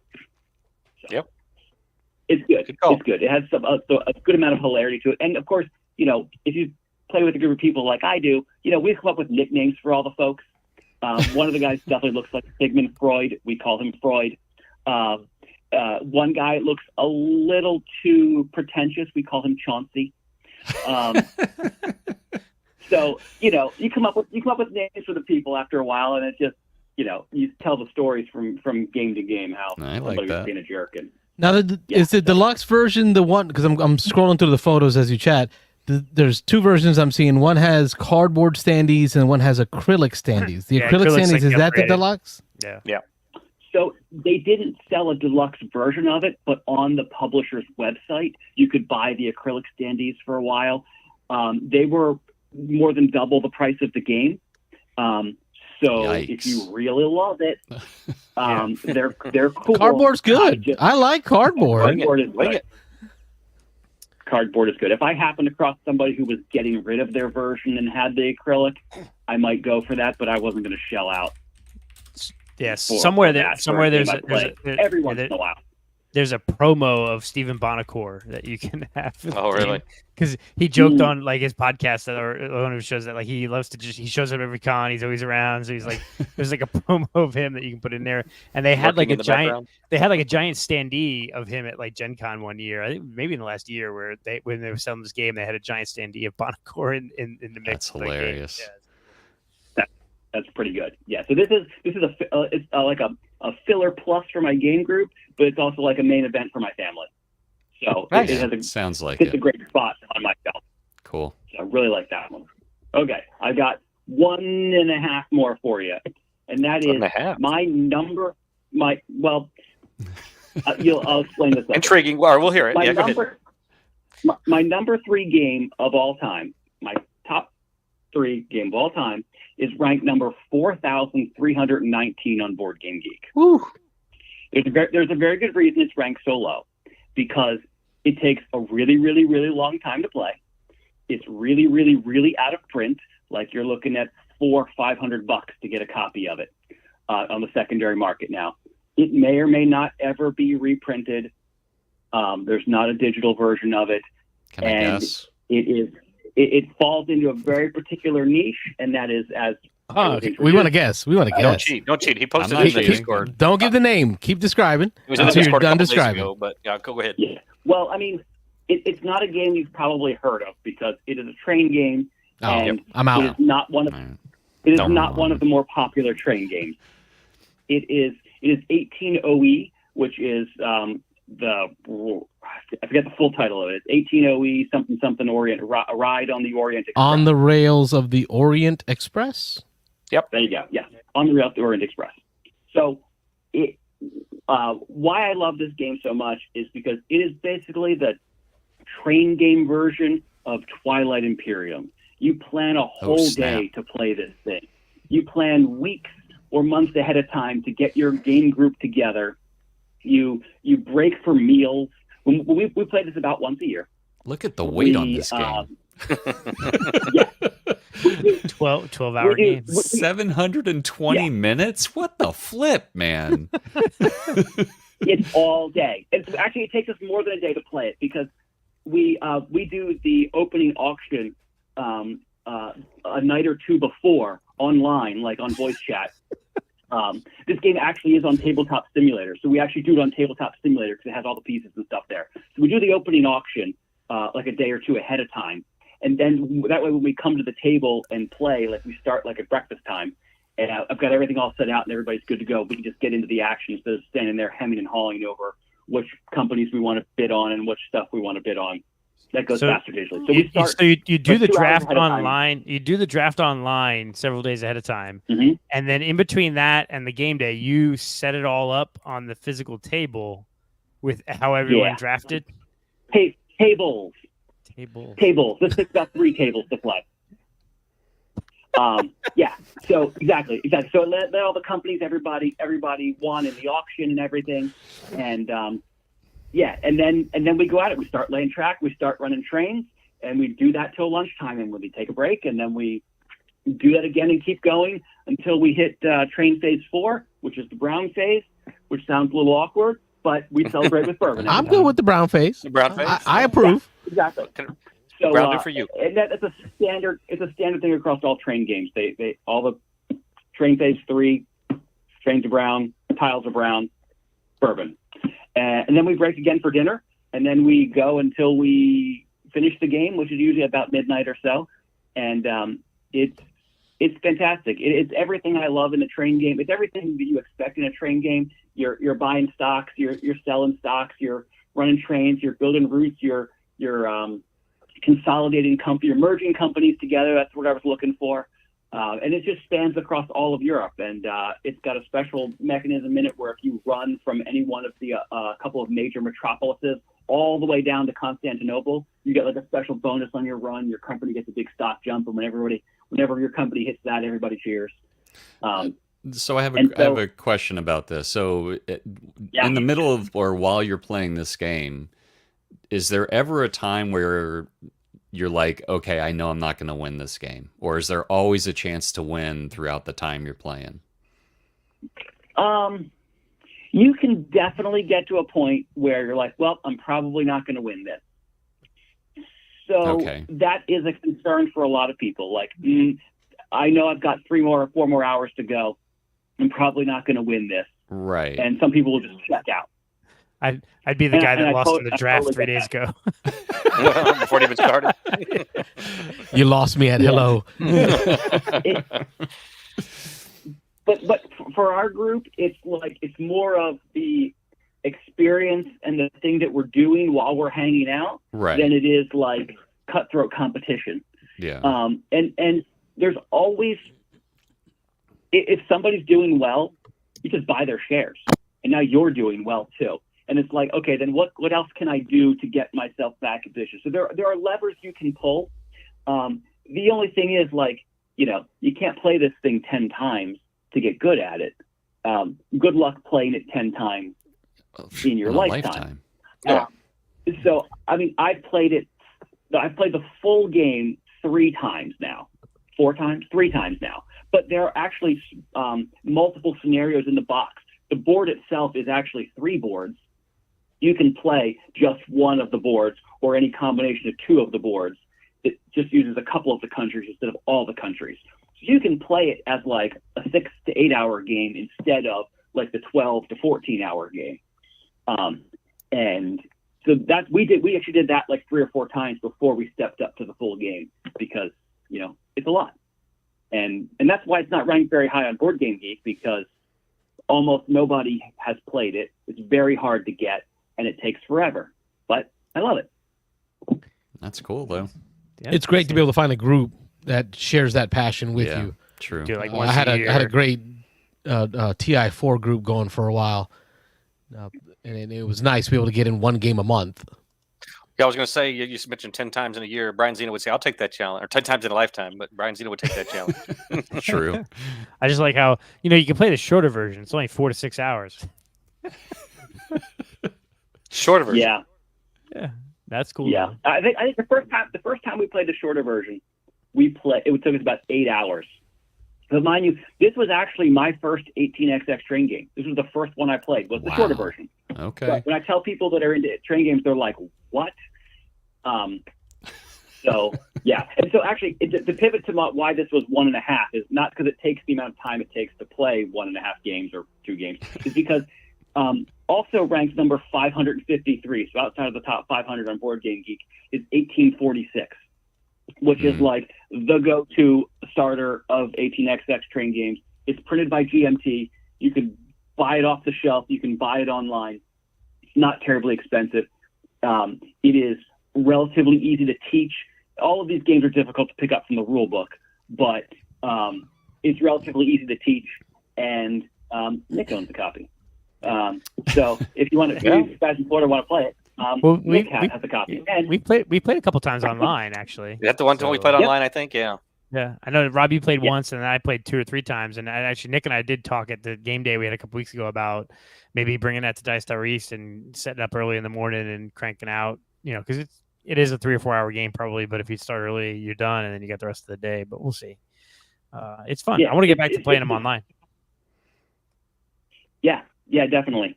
So that's my recommendation. If anything I said sounds kind of interesting or something you might want to like get into eventually, that's the go-to, and still an underrated game outside of the top 500 on BGG, and it's definitely a go-to entry point to train games. Cool. Nice. Where would you rank that one against Chesapeake? Ooh, so they are like neck and neck for me. Okay, like as far as introductory to 1800 or 18xx games, or? Well, I would say they should be your number 1 and number 2, Okay. and whichever order you play them, it doesn't matter. That makes sense. All right. Good to know. Yeah, you could almost split 18x games into 2 categories. There are full cap games and incremental cap games, and I'm going to lose a lot of people right here. But basically what that means is in a bunch of 18xx games, every time you buy a share from a company, the money you pay for that share goes to that company. So Okay. it gets the money by issuing the shares. The other half of 18xx games are called full cap games. Once a person buys from the bank, like 50% or 60%, depending upon the game, of the shares, the company gets 100% of its share value into its treasury. So it basically gets money for free from the bank once it has enough shares sold to float. And that is a very big difference in the style of the game. And the games in the genre are largely divided among that style. And some people will prefer one or the other. The full cap game tends to be more dynamic because starting a new company brings a big influx of cash to the game because that company gets money from the bank. Whereas incremental cap games, the players have to earn the money to buy the shares. And so it's more of a closed money system and it's not as dynamic. Some people, it's more of a grindy game, but some people prefer that style as opposed to the more dynamic style where things can go really good or really bad in a hurry. And so those 2 games, 1846 is your incremental cap and 18 Chesapeake is your full cap. And so, but both at an introductory level for both the styles. Nice. Sweet. So I'm ready. yeah, and I'm a little partial to 18 Chesapeake because I'm about 10 miles from the B&O Railroad Museum, which is where the first railroads in the United States were built. Very cool. There you go. Well, and Mike, there is a good, not a BGA obviously, but there's a version of BGA for 18xx games, and so Nick and Craig and Rob and I played a few times, and so like we could do one of our Discord teach nights, and I'm sure Nick or Craig would jump on and teach 1846, or I'm sure they have 18 Chesapeake on there as well. Absolutely. Yep, absolutely, definitely. I mean, if you don't run away from an economic game, I don't. There's no reason not to try an 18xx game. What you'll find is they can be unforgiving, and your decisions that you make will have a large impact on the options that are available for other players. Everything that you choose to do or not do opens up an opportunity for everybody else at the table.